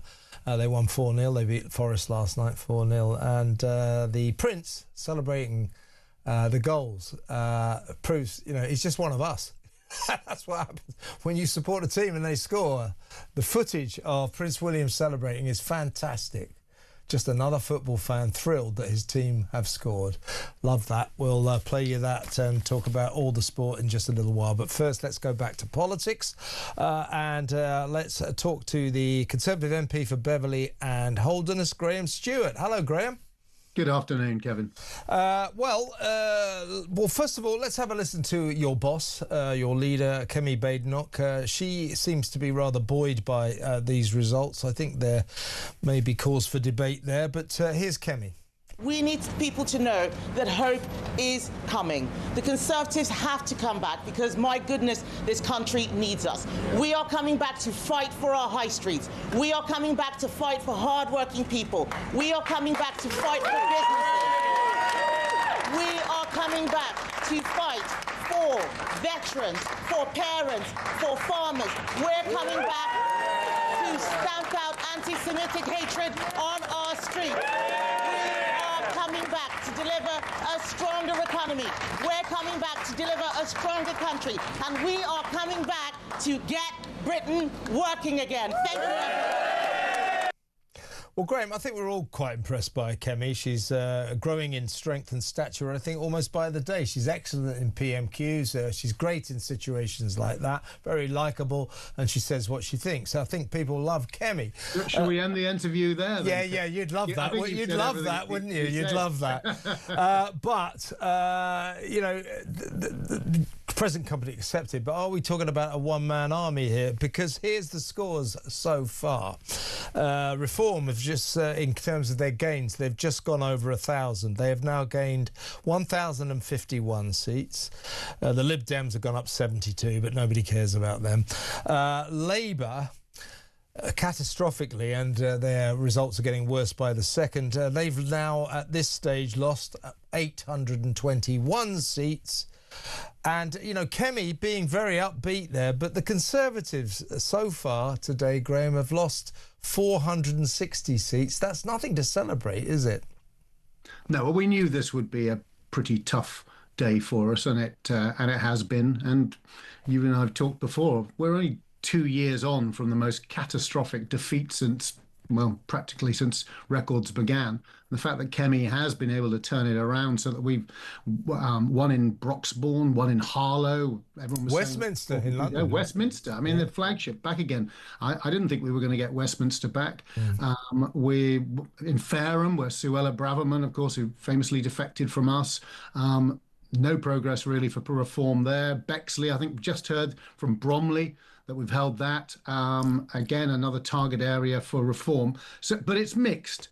We've won the mayor of Croydon as well, directly elected, 300,000 people. And I think that a lot of that's down to the Kemi effect. And if you look north, you see right across the south of Scotland, directly elected Conservatives for the Scottish Parliament. So amidst what is undoubtedly a pretty tough set of results across the country, there's quite a lot of green shoots to focus on, and with a leader who is cutting through, and you could see it in that clip there. You could see it every week in Parliament. So you would argue then, Graeme, that although you've lost 460 seats so far and counting, that the worm has kind of turned. That perhaps the Tories. I'm hoping so, Kevin.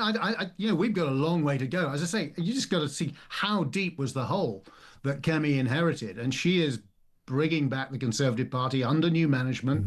But I'm not telling you at all that we're that we've home and dry. No, no, we're absolutely not. What the big news today, of course, is it's a catastrophe for Keir Starmer and Labour. Yeah, let's get to Labour in just a second. I do want to get your take on that. Obviously, it is the big story. You're quite right. But can I suggest this to you? Reform UK, as I say, are storming it. They're up by 1,057 seats so far, and absolutely steaming forward. So they're having one hell of a day. Can I suggest to you that sort of Starmer's policies and the whole kind of aura of Reform UK is extremely similar to what Margaret Thatcher's Conservative Party was like. Somehow or other, down the line, the Tories have lost touch with what they used to be. That's what Starmer, or rather Farage, and Reform UK have capitalised in. You've got to get back to kind of Thatcherite conservatism. Would you not agree? I totally agree with you, Kevin, except I don't think that's not what Nigel Farage stands for. His is a strange mix of sort of socialist policies, opportunism. He's trying to capture that, but he doesn't have a plan. He doesn't stick to any core principles. They don't have a plan for the country, just a plan to try and destroy and replace the Conservative Party. And you can tell, and it is a great day for reform in terms of their results, but you can tell how desperate they are. Look at what they're doing. Are they talking about Keir Starmer? Are they talking about replacing the Labour government? No, they're obsessed with the Conservatives. They keep attacking us because they want to destroy us, not the Labour government. And they've got their worst nightmare because Kemi Badenoch is a strong, authentic, genuine Conservative who is starting to cut through with the public. They aren't going to destroy. Let me ask you a question, Kevin. Do you think before the next election Reform will have destroyed the Conservative Party? Because I'm telling you, under Kemi Badenoch, there's no chance. No, I don't think that will happen, but I do think Reform, if they play their cards right, are going to be a force to reckon with, and that will not be good news for the Conservatives. But listen, let's now... Well, Kevin, it wouldn't be good news for getting rid of this Labour government. There is only one party which has the leader, that has the team, that has the plan to turn the country around, and that's the Conservatives. So I entirely understand, and I sympathise with Reform voters who are frustrated. They felt let down by the last Conservative government. They're even more disappointed by this appalling Labour government, and they have not yet forgiven us. But day by day and interview by interview, I hope, Kevin, that under Kemi Badenoch's leadership, we can slowly win their trust back, because that's what we have to do. And when we do that, then we can have a Conservative government, exactly as you say, 50 years on from Margaret Thatcher winning in 79 in 2029, that can bring about a revolution to get this country working once again, that rewards hard work. It's the nature of your programme. I wish you well in your ambitions, Graeme. I really do. But now, listen, let's now move on to Labour. I don't know if you like... do you want to see what a woman chewing a wasp looks like? This is Baroness Morgan, the First Minister of Wales, the Labour First Minister of Wales, who's just lost her seat. Have a look at this.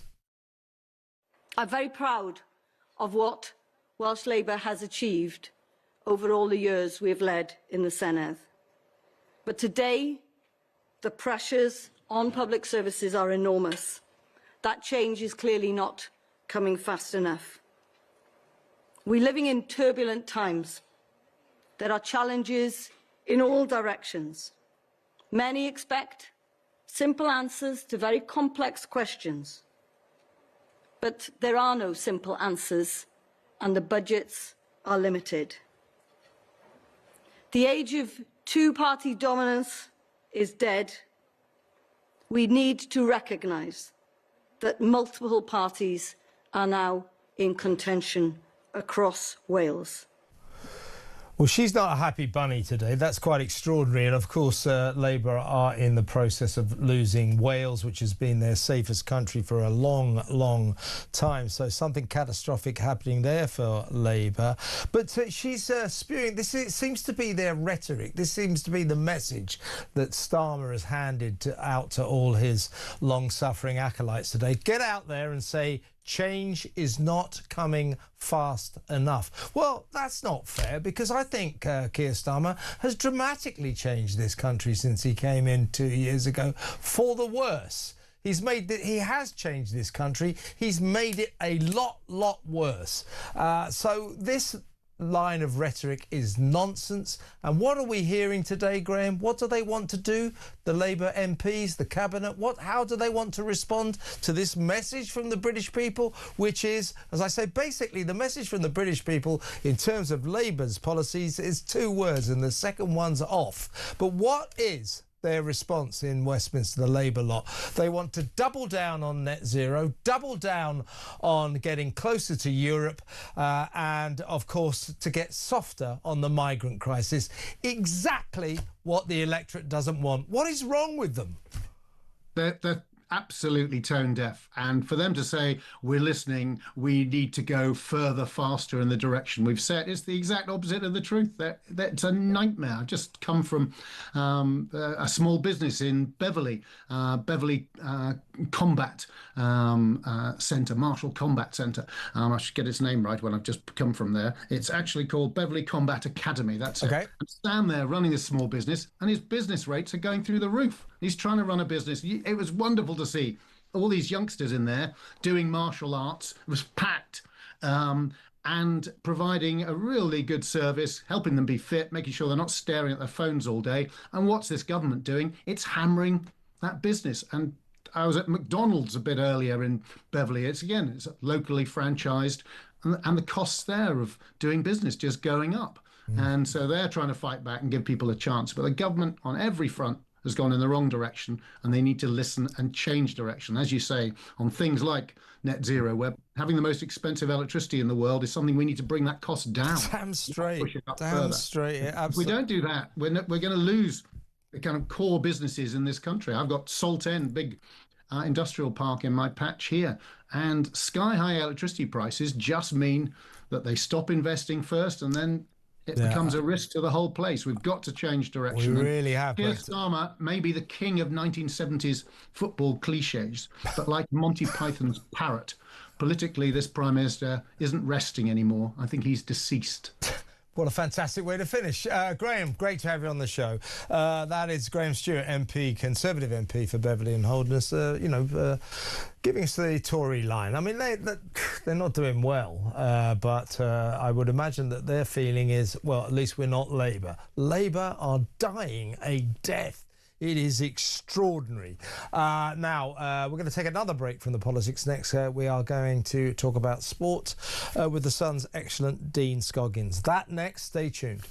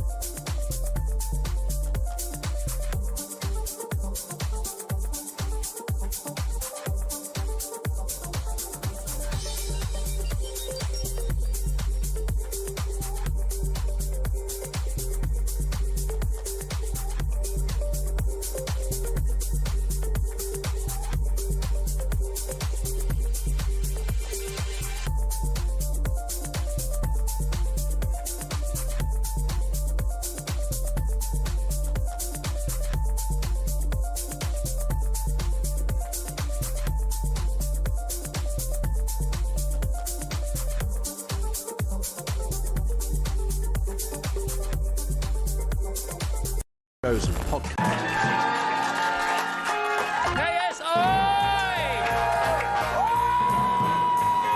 Kush Jumbo and Peter Capaldi! It just so happens that it's all you're amazing. Right. Paul White! Sir Lenny Henry! I was face down and the dog sniffed my crotch. It was very, very embarrassing. Staying out for the summer. The Talk app. You can watch, catch up and listen to all your favourite shows and podcasts anytime, anywhere, all on the Talk app. Watching and listening to Talk just got easier. There's now only one place for the home of common sense. So head over to your App Store or Google Play and search Talk now.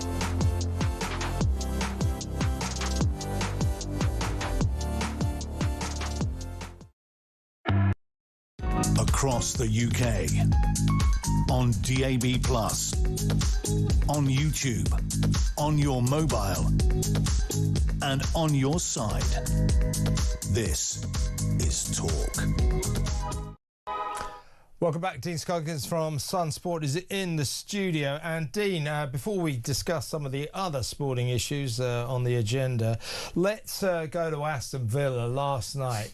And this is Prince William. Of course, Villa were playing Nottingham Forest, in the Europa League final. And they won 4-0. And have a look at this. This is Prince William, who's a big Villa fan, celebrating Villa scoring. And are we playing that? Have we got that? Do you know what I love about that? That is the great leveller. Everybody who supports a football team, everybody who loves football, you can identify with this. When your team scores, it's the only thing that matters. Absolutely right. It's that explosion of ecstasy.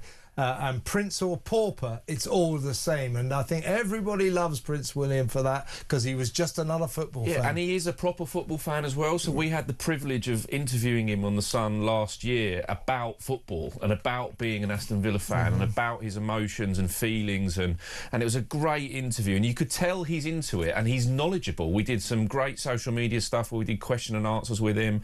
And then, talking in his interview, he listens to Aston Villa podcasts. He watches tactic shows. He's fanatic. He's really into it, and you can see it's not that wasn't a polite Royals applause at Wimbledon, was it? That was a proper celebration. You never saw the Queen doing that sort of thing, did you? Fair play to him. I'm really glad he enjoyed it. Yeah, brilliant stuff, brilliant result. Now we have to be quick here. Crystal Palace have made an audacious move for Coventry manager Frank Lampard, and I ought to get this one in. Fulham are also interested. What's going on there? Yeah, and as I sort of alluded to yesterday when I was talking about Michael Carrick, there's this little merry-go-round going on, and it seems to be there's a few clubs, and obviously Palace, Glasner will be leaving, Iraola leaving Bournemouth, Marco Silva's not signed his contract, and obviously Lampard's in demand, having brought Coventry up to the Prem, so they want to get him on a new contract, and they will offer him a new contract, obviously, but it's going to be an interesting summer, because I think there's a few moving parts here, and Palace, we've got the story on the website and be in the paper tomorrow that Palace have sort of made the first move, so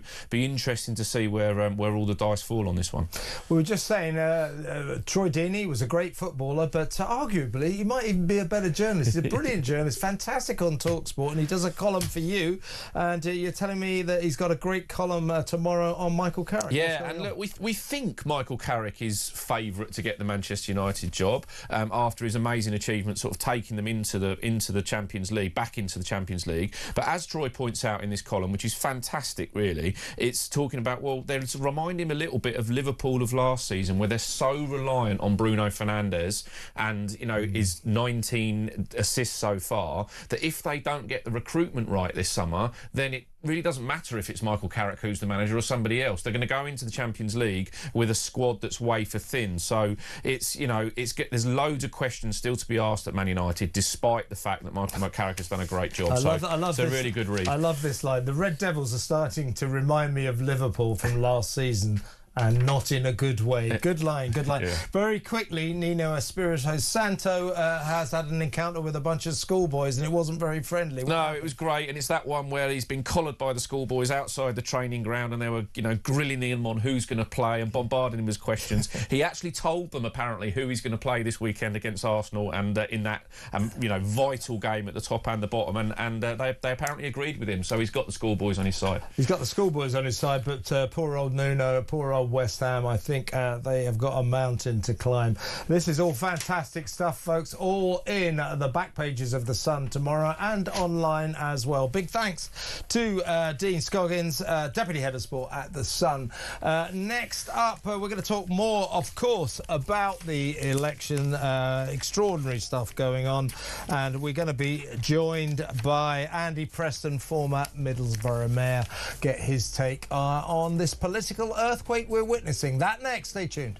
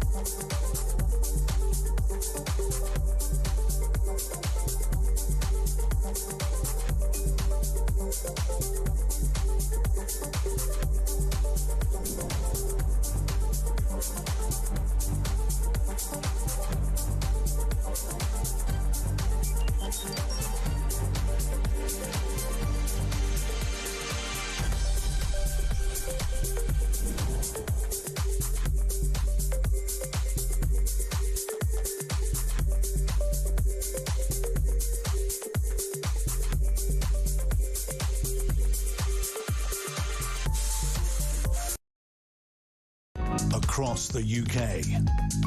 On DAB+, on YouTube, on your mobile, and on your side. This is Talk.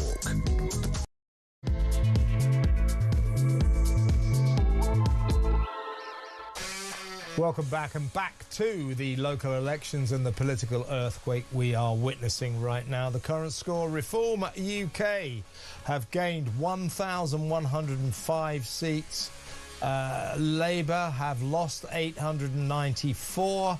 The Conservatives have lost they've lost 471. The Green Party have gained 208.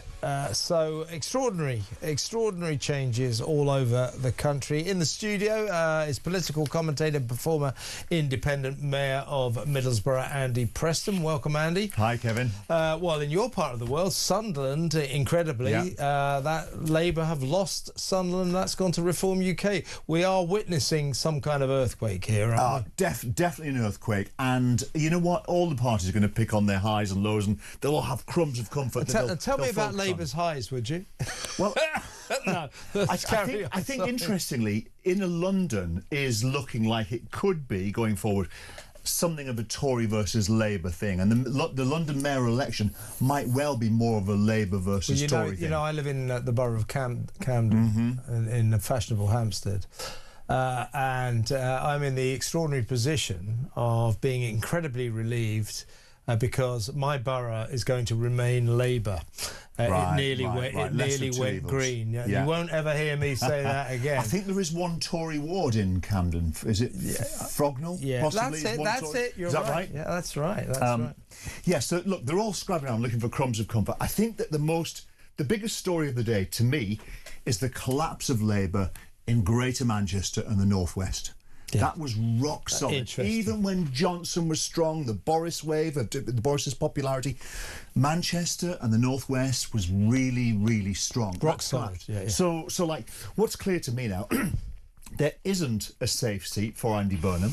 So there isn't an easy route for him to stand for I have heard of one seat that he might be getting. Right. I mean, I'm told there might be one or two in the Liverpool area that are still... Yeah, that's what I'm hearing. But let's see. But the issue is, if he does that, it's really clear to me that Reform will probably storm the Greater Manchester mayoral election. Now, that is a massive role. That's probably in the biggest 5 jobs in UK politics, Greater Manchester. Yeah. The publicity involved is huge. So if he does get a safe seat, and if he wins it, and if he wins the Labour leadership, it leaves this open goal for Nigel Farage and Reform to take a prize political job as the mayor of Greater Manchester. Interesting. And they're losing Wales. We've just seen the Baroness Morgan, the First Minister.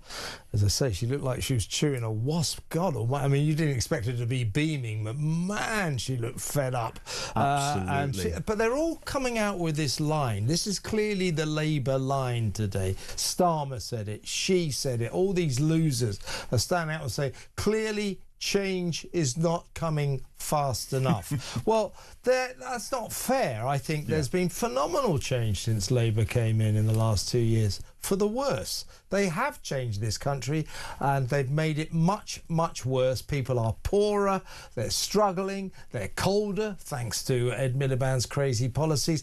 And the people of this country, they hate net zero, they hate the migrant crisis and the fact that Labour can't do anything about it, and they really, really detest the fact that Starmer's trying to get us back into the EU, or at least closer and closer to Brexit. So this party, this governing party, pursue those 3 major policies that nobody in the country wants, and then they're going, oh, what's gone wrong for us? Well, I'll tell you, here's an idea. Why don't you come up with some policies that people actually like?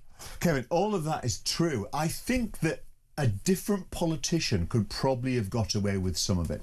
If you're the kind of politician who can tell people things are tough, but the future's going to be golden. We're doing X, Y, and Z, and the future's good. People will tolerate tough times. They will, so long as they believe it's getting better. And that's Starmer's problem. No one believes him. There isn't any evidence of authenticity. We don't know what he believes in. There is no plan. So at the moment, people feel really pessimistic about the future. When voters feel pessimistic, you are out. You're finished. Well, you're from a part of the world, as you were just referring to, Manchester, the northeast, where not only were these places solidly Labour, but they tended to have MPs and politicians who came from that area, who were genuinely working class and could speak to the people. They were in touch with the people. This bunch of Labour losers now in Westminster, they're not in touch with the people. Admit they are the North London dinner party Guardian reading circuit. They're not in touch with the people, and that's why they're doing so badly. They're not listening. Their response today to this just seismic rejection by the country is to double down on the policies that the people of this country are saying they hate. Totally. So the North, the blue-collar North, the hard-working, decent blue-collar North that used to make up the Red Wall, they're good people and they're patriotic, and they wanted a patriotic. And that's the reason they turned against Labour, because of Corbyn. He wasn't patriotic. We all knew that. And Starmer isn't giving them what they want. Boris Johnson did. Boris Johnson was a guy that they felt, rightly or wrongly, they could go for a pint with. Nigel Farage is a guy that they feel, rightly or wrongly, that they could go for a pint with. And that's what they want, and that's what's not being delivered by Labour. It's too many people have worked in think tanks, been, senior I've lawyers. only worked in Westminster. I've only worked in Westminster. Basically. Absolutely right. And Labour can't turn this around quickly, Kevin. And they're in a shocking position. They're in a doom loop. Yeah. Well, what do? Do they go to the right, as some of them think, and try and almost out-reform Most Farage? of them don't, though. Most of them want to double down on their left-wing policies. Most of them want to go further left. That's their response to what's happening. The activists do, absolutely. So they're being attacked on two sides. You've got Reform taking Labour votes, then you've got the Greens. They're losing more to the Greens. Or do they try and out-green Zach Polanski? They can't win this, and it is really, really tough now. I can't see how they fix this. Do you know what is worrying me now, Andy? I've talked about this throughout the afternoon. I genuinely believe that a lot of these Labour MPs, a lot of these cabinet ministers, I think they're now becoming actually malicious towards the population of this country. They think, like socialists tend to think, that they know best. You might not like our policies, but let me tell you, they're good for you. Leave it to us. So you shut up, we'll invade your life, and you do what you're told. So what they're doing now, their first response to this massive rejection of the Labour government's handling of the migrant crisis, which, needless to say, has been absolutely catastrophic. How are they responding over there in Westminster? They are lobbying Shabana Mahmood to drop her crackdown on immigration. Absolutely. That's what they want to do. In other words, they know what the people want, but they don't care. They're going to do what they want. I agree they're out of touch, but what can they do? If they move slightly to the right, they will leak more votes to the Greens. They will lose their membership, which tends to be far left. It's a really tough spot they're in now, and Starmer can't solve the migrant crisis. You win the next election. Well, if you can. I mean, look, Starmer is the wrong guy. Leave the ECHR. Whether they're going to go right or left, Kevin, Starmer is the wrong guy. I'm not even sure Andy Burnham is the right guy, but he's going to be better than Starmer. And it's a new start. But as we say, can he get a safe seat?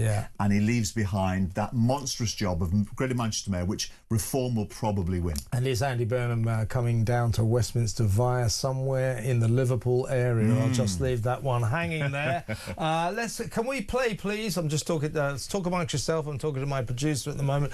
Can we play Keir Starmer speaking earlier, please, so that Andy can comment? Let me be clear, these are really tough results. I'm not going to sugarcoat it. And we have lost brilliant Labour representatives, people who put so much into their communities, so much into our party and our movement. And the voters have sent a message about the pace of change, how they want their lives improved. Labour's elected to meet those challenges, and I'm not going to walk away from those challenges and plunge the country into chaos. Look, I know that politicians do this. They always say, I'm not going anywhere, I'm going to fight on, I'll win the next election. They do this. This is the kind of creatures they are. But I am genuinely, first of all, I think, worryingly, for the Prime Minister. He means what he's saying there.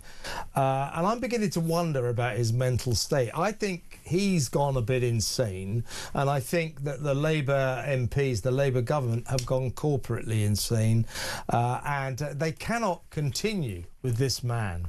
If they continue with this man, they all know they're in big trouble for the general election anyway, but if they stand a scintilla of a chance, they cannot go into the next election with Sir Keir Loser in charge, can they? Well, they can't. But even in the short term, Kevin. So I was at an event this morning, and we had a top, political journalist Tim Shipman talking. Oh yeah, Tim. And Tim Shipman was talking. Really interesting man, very clever man, very good analyst. And he was saying, well, he thinks that it'll take a year for Starmer to move on. And he explained why he thought that was a good idea. It kind of made sense. But do you know what? No. Every day, Starmer is so despised by so much of the country that every day he is there, the public get angrier. Yes. You heard the speech there, look, I'm not going to sugarcoat it. Let me be clear. Someone wrote that for him. That wasn't him speaking off the cuff. They want authenticity. And that line again, this is their get out clause. It's change is clearly not coming fast enough. They haven't changed this country for the better in any way whatsoever. They've changed this country a lot for the worse. So it's just political rhetoric claptrap, what they're saying. Labour is falling apart. I don't know why it's falling apart now, because this result was kind of obvious 4 weeks ago, but it will gather pace now. And we've got the people trying to drag it to the left within the Labour. We've got the people trying to drag it to the right. And the factions are emerging much stronger than they've been. So there's a lot of them. They've got to a worse state than the Tories were fighting with each other towards the end. Yeah. But it's happened after 21 months of government, not 14 years. And how much do we have to worry about Poisonous Polanski's Green Party? They've now gained 210 seats around the country. That means they've got a total of 314. We've just seen that they've sensationally won Hackney. Some woman with a pink fringe has taken that borough. You shouldn't judge people, Kevin. You're so cruel. Yeah, sorry, I shouldn't do that. Yeah, I'm all for pink fringes. Seriously, your assessment of the Green threat, if you like. I think the Green threat is real, and I think it is there for people, the Corbynites, who are largely older, but it's also there for the youngsters. The Green vote is really clearly university students. They've done incredibly well in the university towns, and recent graduates. And recent graduates they're fed up. They've borrowed loads of money. They were told they'd get a great job. There aren't the opportunities for them. They've got monstrous debt. They're worried, and somebody is popping up and saying, well, there's an easy solution. All we do is tax the billionaires and everything will be great. And when you're 21-2, that sounds good. That sounds quite credible. So I don't think he's going away. He's not going to be another reform. The Greens won't be on 28-30%, in my opinion, at any time in the coming years. But they will stay between 10 and 20, which is enough to take some cities, have a bunch of MPs and cause Labour misery. What's the secret of Reform's success? They're now on 1,128, so it's changing every second. What's the secret of their success? There are several things. The biggest single one is Nigel Farage. People like him. Now, some people loathe him. Great communicator. Some people loathe him, but he has an X factor, whether you like him or loathe him. If you and I with Nigel Farage and we walk down Borough High Street now, everyone would flood out of the bars, the pubs, the shops, the offices, and they would want a selfie. Even those who didn't like him. He has that personality that everybody wants to have a pint with him, and he's a good guy to have a pint with. Yeah, a lot of people hate him. If you look at his popularity, they're called Labour MPs. He's loved and hated. He's loved and hated. But even those who hate him recognise his charisma. And Boris Johnson had it too. If we walk down the Borough High Street, Boris Johnson, the same thing. It isn't true of Keir Starmer, it isn't true of many people, but he's got that X factor. If you took Nigel Farage out of the equation, Kevin, I think Reform's support would plunge from 27 down to 17, then drift down to 7 before long. Yeah, but he's not going anywhere, so they will surge forward with him at the helm. He's got the X factor. Keir Starmer's got the X factor, and you have to put an E in front of the X. The minus X factor. Quick word about the Tories. I mean, Kemi Badenoch. Can we play Kemi? Can we have just put? This is Kemi being buoyant. We need people to know that hope is coming. The Conservatives have to come back because, my goodness, this country needs us. We are coming back to fight for our high streets. We are coming back to fight for hard-working people. We are coming back to fight for businesses. We are coming back to fight for for veterans, for parents, for farmers. We're coming back to stamp out anti-Semitic hatred on our streets. We are coming back to deliver a stronger economy. We're coming back to deliver a stronger country. And we are coming back to get Britain working again. Thank you, everyone. Hooray! Except they've lost 472 seats. Now, people like Kemi, I think, and I think she does do quite a good job. She's getting better. But they do not like the Tories. They have not forgiven the Tories for 14 years of terrible mismanagement of this country. And the Tories created the migrant crisis, and the migrant crisis is the #1 electoral factor in this country. The level of antipathy towards this party that betrayed this nation is still very high. I think that the Tories were on 27%. When Rishi Sunak stood down and Kemi came in, they were polling at 27, 26 arguably, 27%, somewhere between the two.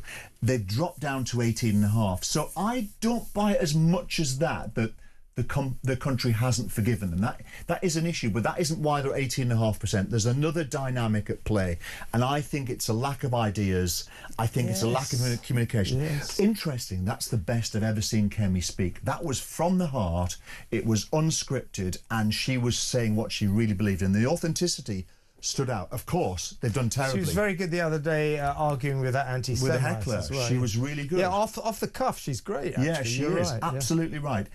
Can she turn it around in a sense of taking 10 points off from reform? Not in the short term, but do I think she can do well medium term? I really do. But you're against a unique figure in Nigel Farage. Like him or loathe him, this isn't me bullying him up. Nigel Farage is the biggest, most successful political figure in the last 100 years in British politics, apart from wars, when you had Winston Churchill. Yeah. But electorally, Nigel Farage is more successful than Winston Churchill. I was going to finish this interview by asking you what you thought about the Lib Dems. They've gained 80 seats, but they just never matter, do they, the Lib Dems? But it works. Like, they're keeping, for once, they're keeping their head down.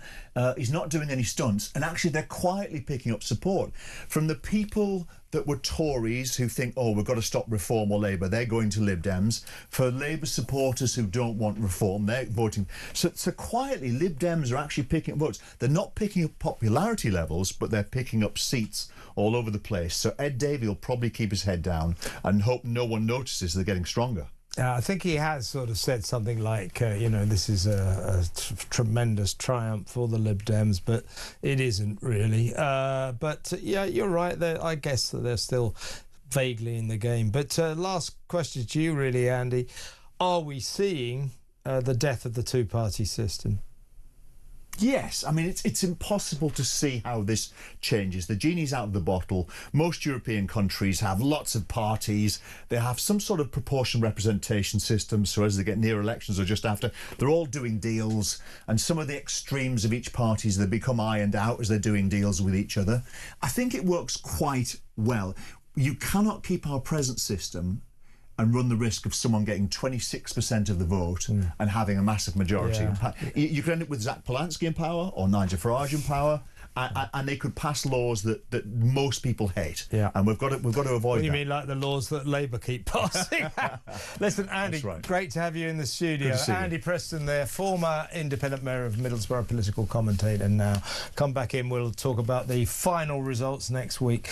Next up, Reform MP for Romford, former Tory, of course, Andrew Rosindell, will give us his take on what we've been witnessing today. Quite a day for reform. That next. Stick around.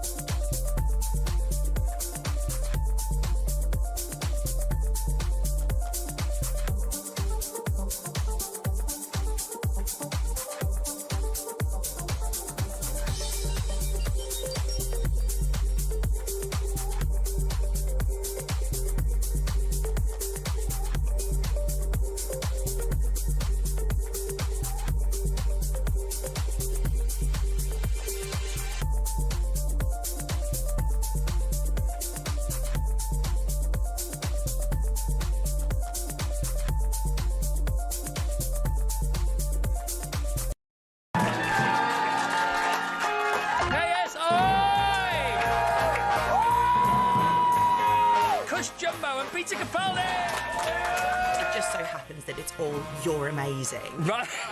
Paul White! Sir Lenny Henry! I was face down and the dog sniffed my crotch. It was very, very embarrassing. Staying out for the summer. The Talk app. You can watch, catch up and listen to all your favourite shows and podcasts anytime, anywhere, all on the Talk app. Watching and listening to Talk just got easier. There's now only one place for the home of common sense. So head over to your App Store or Google Play. Across the UK. On DAB+, on YouTube, on your mobile, and on your side. This is Talk. Welcome back. I've got a show. I've got two TV shows that I'd like you to watch. They're both on YouTube. The first one is What Just Happened, my excellent TV show. Usually that goes on 9 o'clock tonight live on Talk, but because of election coverage, it won't be on Talk tonight, but it will be on YouTube. From tomorrow morning, Saturday morning from 10 a.m. You can watch it any time you like. I cannot recommend it highly enough. Here's a clip. Sorry, Andrew Mountbatten Windsor. Is that it? Okay, that's a great clip, wasn't it? Andrew Mountbatten Windsor. Can we try that again?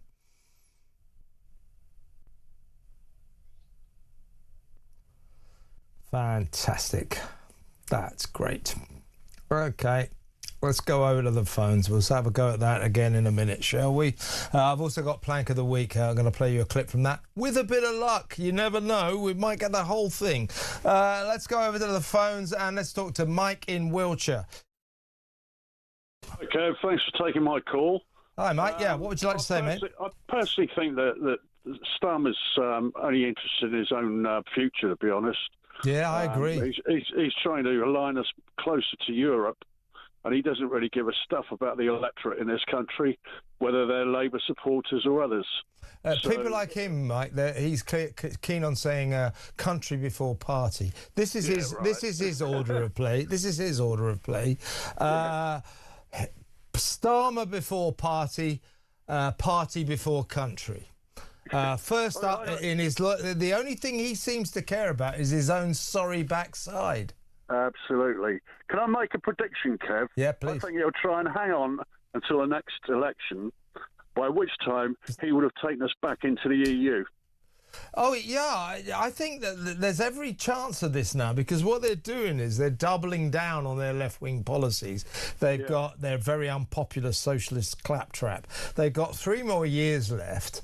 They've got a massive majority. So I think they've got to the point, this Labour government, these Labour MPs, they don't really care about us anymore. They're going to bring in their ideological student activist claptrap. They're going to impose it all on us and leave the country in a bigger mess than it already is. I'll be honest with you, Kev. I don't think they've ever put the country first, because if you look at all the decisions they've made in the past, you know, with regard to the farmers, the fishermen, the Chagos Islands, and other things like that, I think he'll try and align us closer with the Chinese as well.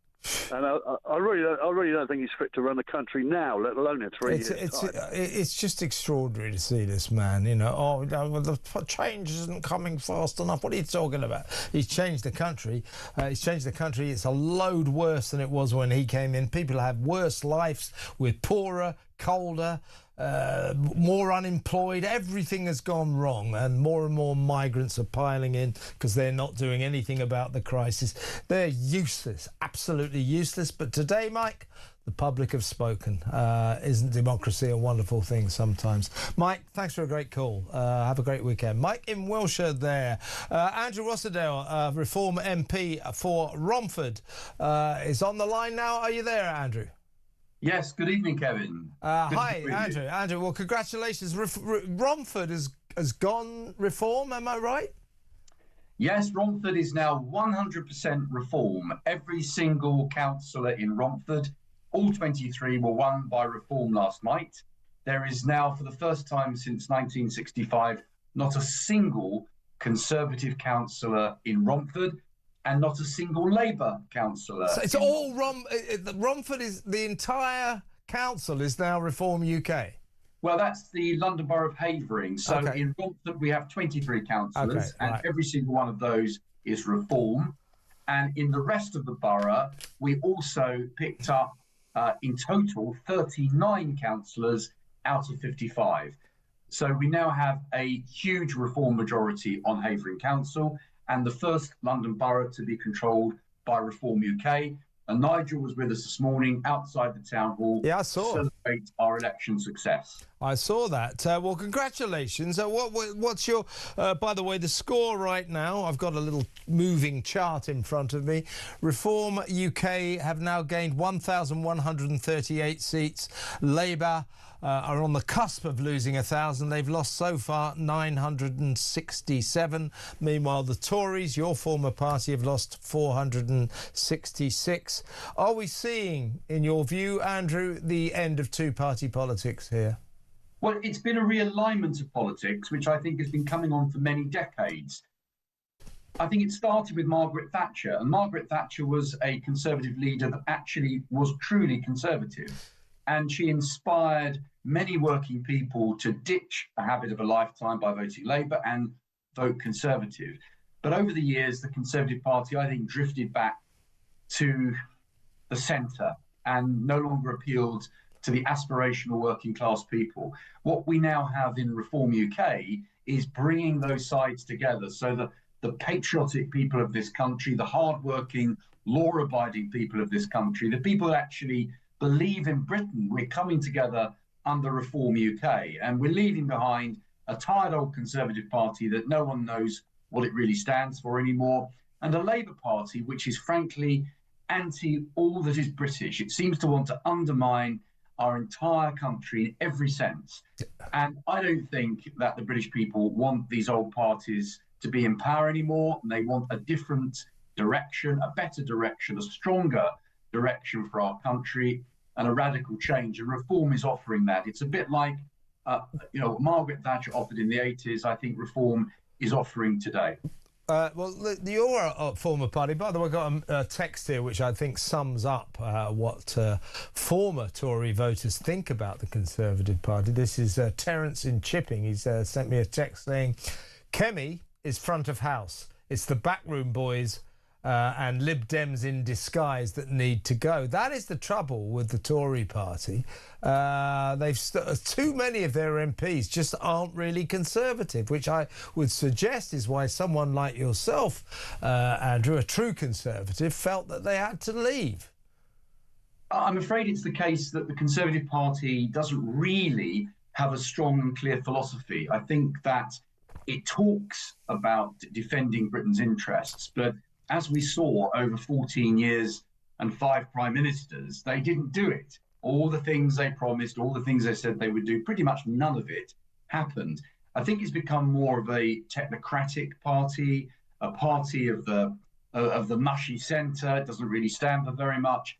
And people out there don't know what the Conservative Party is about anymore. And people that voted Conservative yesterday in my constituency who are still voting Conservative were doing it really for sort of sentimental reasons. Nobody could really explain what they were voting for. With Reform UK, people know what it stands for. They know it's a party that is absolutely for Britain and will stand up for this country and will do whatever's necessary to put our nation's interest first and foremost. And that's why they want to vote Reform UK. And also, Reform UK pledges to solve the migrant crisis, and people are believing, Nigel Farage and people like yourself, Andrew, that you will tackle the migrant crisis. The Labour government, meanwhile, doesn't tackle it. So there are 3 main objections, I think, that are being registered as we speak by a disaffected nation in the biggest political earthquake we've seen for generations, to be honest with you today.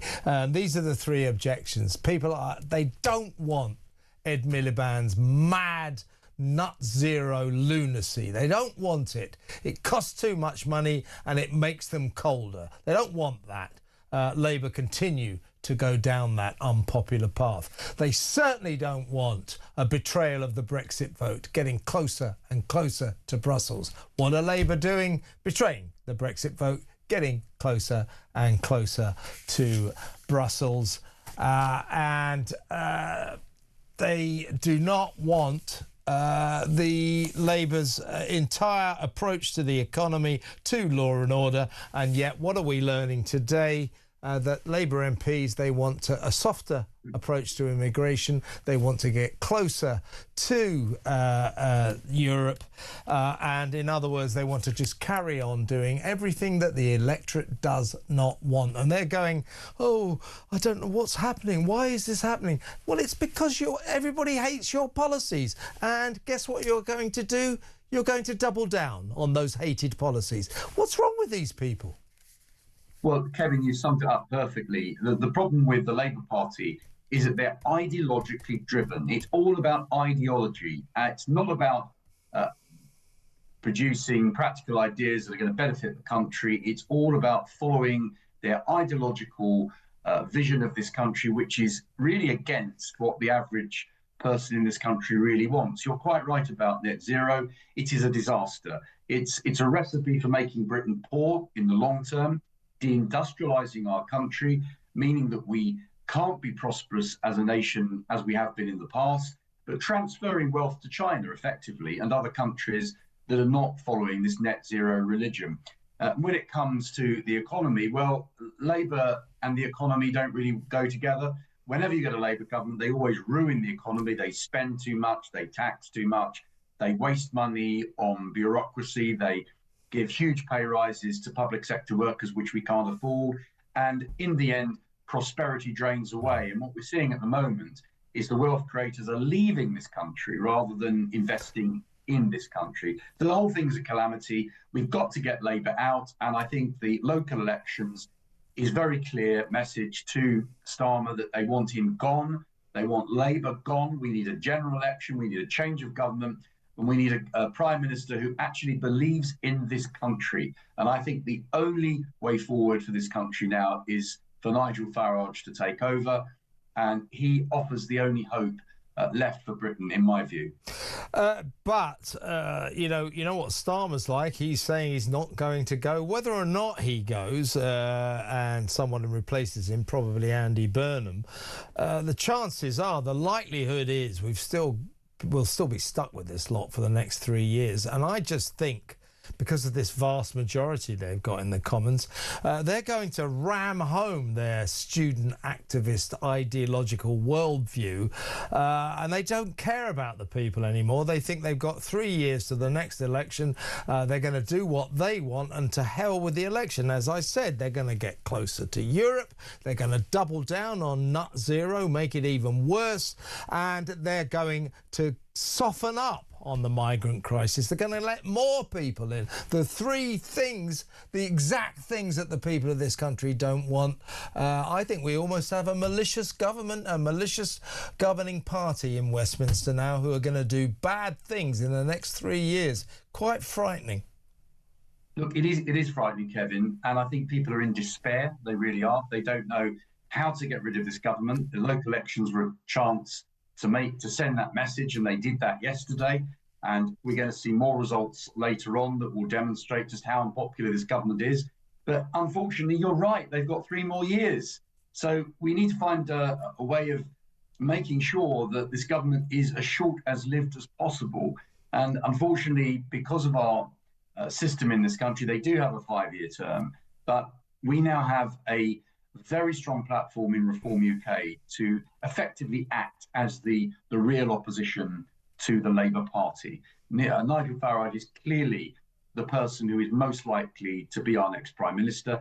He's articulating strong, clear vision for this country, which I'm afraid the Conservative Party have long stopped doing. So I think the message has to be that everyone in this country needs to work with Reform UK, to support Reform UK, so that we've got the best chance possible of changing this government at the earliest opportunity. Going back into some entanglement with the European Union is exactly the opposite way we need to go, and that's what Labour want to do. Yeah. We don't want to be tied into the political union of Europe. We don't want our trade policy dictated to by the EU. We want to be a proud, sovereign, independent nation. That's what the people voted for. So the idea that the answer is to go back closer to Europe is absolutely the wrong direction. It's what Keir Starmer wants. It's not what the people want. It's what those Labour cabinet lefties want. It's not what the people want. This government no longer cares about the people. It's just doing what it wants because, like all socialists, they think they know best. What we're going to do is good for you, even if you don't like it. That's what we're stuck in now, Andrew. I'll just leave you with the current score. You'll be pleased to hear that Labour have now crossed the four-figure mark. They have now lost 1,006 seats around the country and counting, and your party, Reform UK, have now gained 1,175 seats. So congratulations, a remarkable day for your party. Andrew, good to have you in the show. Thank you very much. The brilliant Andrew Rosindell there, Labour MP for Romford, which has gone that entire area has gone very, very Reform today. Now, let's have another go, shall we, at the clip from my programme, What Just Happened. I'm not making any promises here, folks, but with a bit of luck, this is a clip from What Just Happened, which will be available tomorrow morning at 10 a.m. on YouTube. You can watch it anytime you like. What Just Happened? Here it is. Sorry, Andrew Mountbatten Windsor has been attacked by a man in a balaclava up in Norfolk, where he now lives. Nobody hurt. Apparently the guy's been arrested, but quite a dramatic story. Are we sure that wasn't Harry or... Yeah!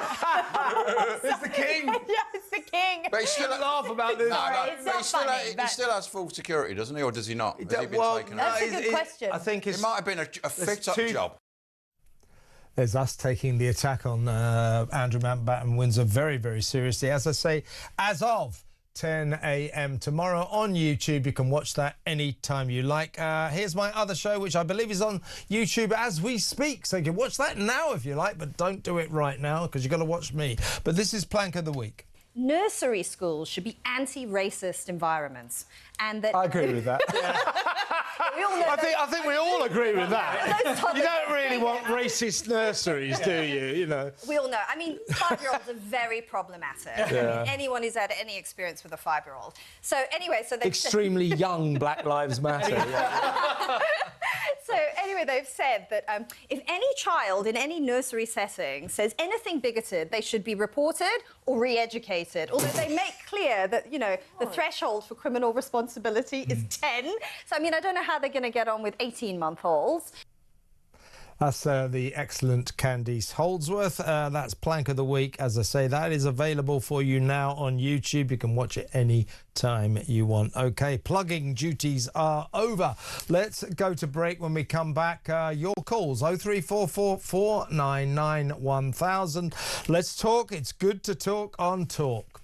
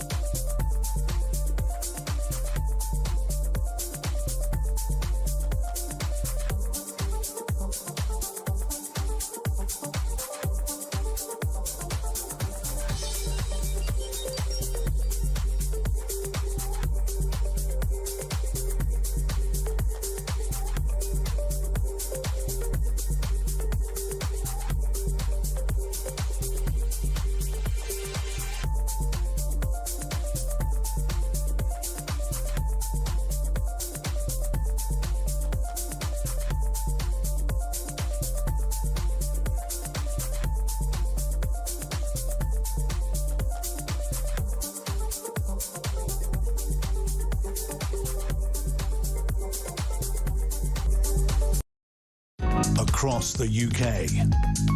On DAB+, on YouTube, on your mobile, and on your side. This is Talk. Welcome back. I'll read some messages here. I'm going to go to the phones in a second. Get on the phone. We've still got 15 minutes or so. 0344 499 1000. We'll go over to them in a minute, in a second actually, but I'll read some messages first. Somebody has written about that poor Gary MacArthur, the Sainsbury's worker who got sacked for trying to stop a shoplifter. Regarding the Sainsbury's worker, look to the bright side. He's probably better off on benefits now. That's probably true. Under Labour, it is far more profitable to be on benefits, on welfare than work. Dave says, just to let you know, I'll do this in my Keir Starmer voice, shall I? This is Dave from Manchester. Just to let you know, your Keir Starmer impression is starting to sound more and more like Zippy from Rainbow.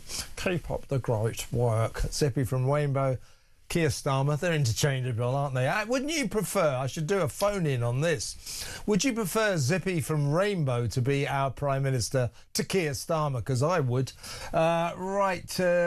This is from Bill in Ipswich. He says, I asked for a receipt when in Waitrose in Ipswich, and when discussing the Waitrose Clapham story, she replied, he knew what the rules are. Thus, staff at Waitrose Ipswich are on the side of the shoplifters. That's Bill in Ipswich says that. So what he's saying is he went into Waitrose and he said, what about what happened in South London when they sacked that guy for trying to stop a shoplifter? Somebody working at Ipswich Waitrose told Bill, well, he knew what the rules were. Well, the rules are wrong. You should not sack people for trying to stop shoplifters stealing from their employers. That's just hideous. That's just wrong. Here's let's see. This is Liz in Norfolk says, I told you Starmer is deliberately destroying our country. He is getting his own back for us voting to leave the EU. I'm beginning to feel that might be the case now. Honestly, I really am. There's something malicious about what this party are doing. You know, their response to the country completely rejecting everything they start, all their policies, is to double down on all the policies that the country have made it clear they don't like, they don't want, they hate them. This is Laura. Laura says, I'm so pleased that Reform has done so well. We weren't able to vote in my area, so we're still stuck with a totally useless Labour council. Headed by a useless Labour MP who nobody has seen in human form. It's probably not a human, that's why. I'm stuck with a Labour council as well, where I live, but I'm relieved because we nearly got a Green council. So there is even a worse party than Labour out there. They're called the Greens. This is Mark in Selby. Now you can see why Keir tried to put off the local elections. Yeah, that's a really good point. What a day for Great Britain. The lion has roared. Nice phrase, Mark. I like that. The lion has roared. A bellow of rage is what Trevor Kavanagh is going to be calling it in The Sun tomorrow. He's got a brilliant article in it. I can't recommend that highly enough. He's saying that what we're seeing, this seismic results of the local election, he said, they represent a bellow of rage from a people who are at the end of their tether. He's right. He is right. Shall we talk to Barry in Norwich? Hello, Barry. Hello, Kev. Just to let you know that I'm now being looked after by the Green Party. Great. Have you got a Green council? Oh my God! I'm so sorry. I know. Yeah, I'm off. Leave. So is that actually Norwich or a particular ward? What? No, it's Norwich. Norwich City Norwich Council. has gone completely green. Yeah, Norwich has gone completely green. What's wrong with these people? What is wrong? I know. What's your thoughts today about what we're seeing, I Barry? just want to make a comment about Reform and the Labour and Conservative parties. I think Reform, Nigel Farage, Reform have been going around the country doing these big rallies, haven't they? They had one up here. Mm-hmm. Where they've been going out and talking to the public and taking questions from the public. Nigel Farage takes questions off the cuff from the press, doesn't he? This Starmer never does that. Do you know what I mean? Because he's I'll tell you why, Barry. It's because he's incapable. He can't. He can't talk human. He doesn't speak human, and he really, he struggles to engage with people on a human level. Nigel Farage, this is not brand new information, but everybody knows the thing about Nigel Farage is, he comes across as the kind of guy you'd like to have a pint with. And I'll tell you why he comes across as the kind of guy you'd like to have a pint with is because he's good to have a pint with. He knows how to speak human, he communicates with people, he does everything that Keir Starmer is incapable of. Yeah, I mean, I don't think anyone's told Keir Starmer that if he lost the election as yet, have they? Well, I mean, you've seen his response. His response is to say that he's going to stay in power and carry on because he's got a mandate. I do think that the two-party system is dead now. I think the main two parties over the decades have got far too comfortable and far too arrogant. Yeah, do you know what I mean? Yeah. And they just take it for granted that they're going to get the vote and they're going to be in for 10 years and then there's going to be a change and they're going to be in for 10. I think the two-party system in this country is now dead and gone. Yeah, I agree with you, Barry. I agree. What do you think about when you say that? What about Kemi Badenoch? What about the Tories? What's your view of them? I don't think anyone's listening to them, mate. They had 14 years. Yeah, the damage that they caused. I mean, I don't want no more immigration in this country, legal or illegal. Yeah, right. I'm getting sick and tired of working 55, 60 hours of bloody weed to keep people in hotels. Do you know what I mean? And I think people out there, normal members of the public, hence the rise of reform. Yeah, right. Have just had enough. And all this. Did you vote reform, Barry? I did, yeah. Okay, yeah. Okay, well, I'm sorry you got a green. And what did you get for your trouble? A green council. Oh, no, yeah. Shouldn't really laugh. It's going to be, it's going to be a nightmare for you. But listen, good day for reform, though.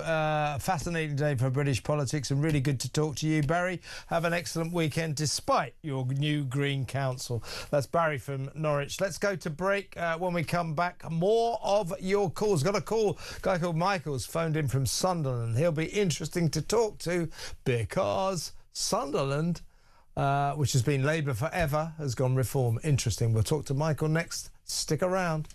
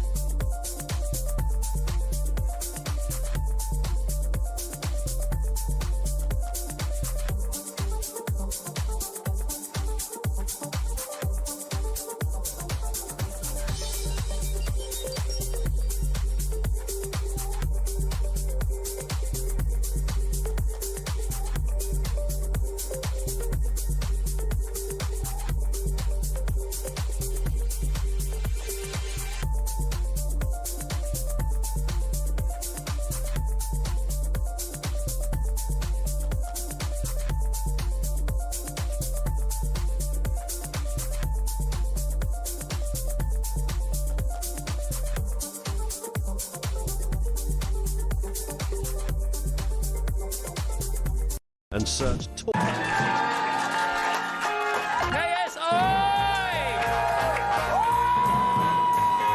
Kush Jumbo and Peter Capaldi! It just just so happens that it's all you're amazing. Right. Paul White!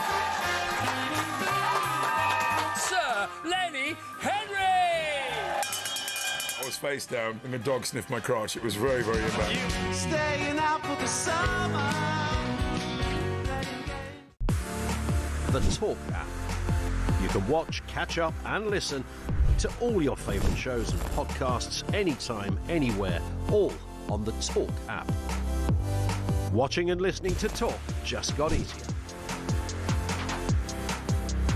There's now only one place for the home of common sense. So head over to your App Store or Google Play and search Talk now.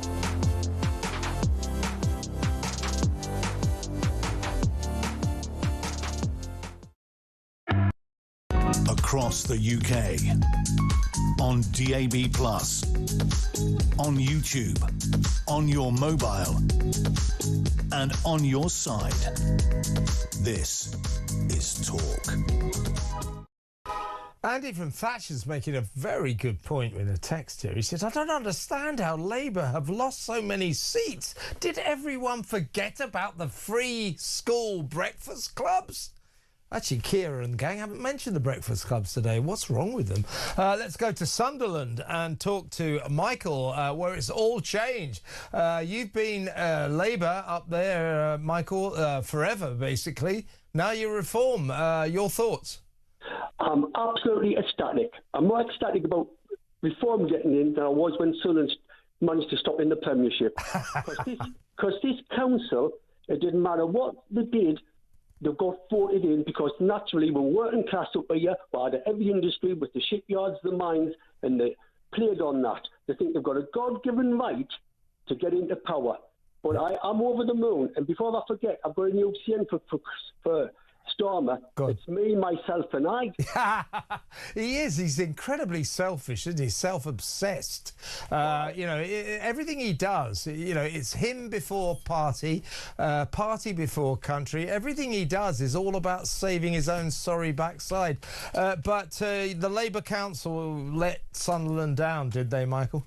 Oh, it's not just that, mind you. Look, I'm 64, so they've always been like Labour. Yeah, of course. I mean, you know, Sunderland just is synonymous with Labour.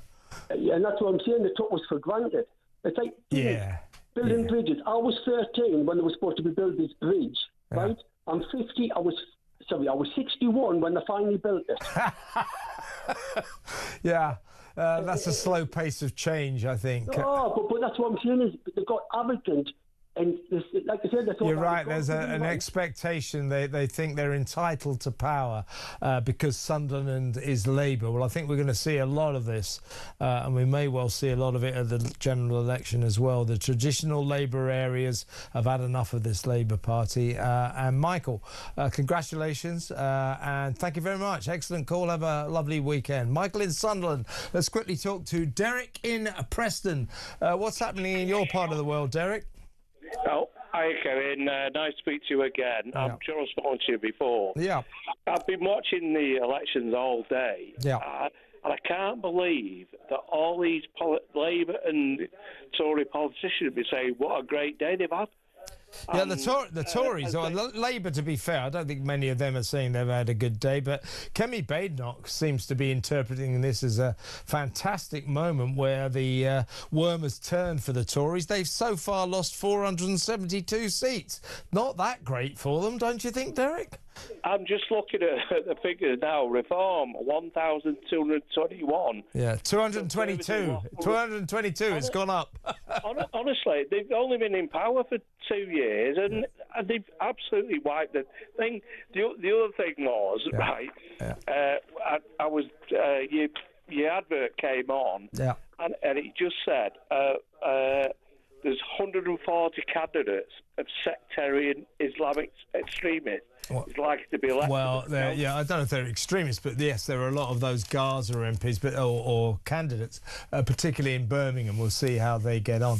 Derek, listen, thanks for ringing. I've got to go though because the show's nearly over. Excellent call. Have a lovely weekend. Derek in Preston there. Peter Cardwell's in the studio. What a day. What a day, Kevin. Really, really seismic change right throughout Britain. I think this is not going to be looked back on as a good day for Labour in any stretch of the imagination. That's an understatement of the century. Exactly. Look at Scotland, look at Wales, look at how many councillors they've lost already in England as well. And the counting is still going to go on into tomorrow as well. I mean, they're down over 1,000. I think that could go up to, I don't think it'll top 2,000, but certainly 1,500, 1,600. So the pressure is on Keir Starmer. For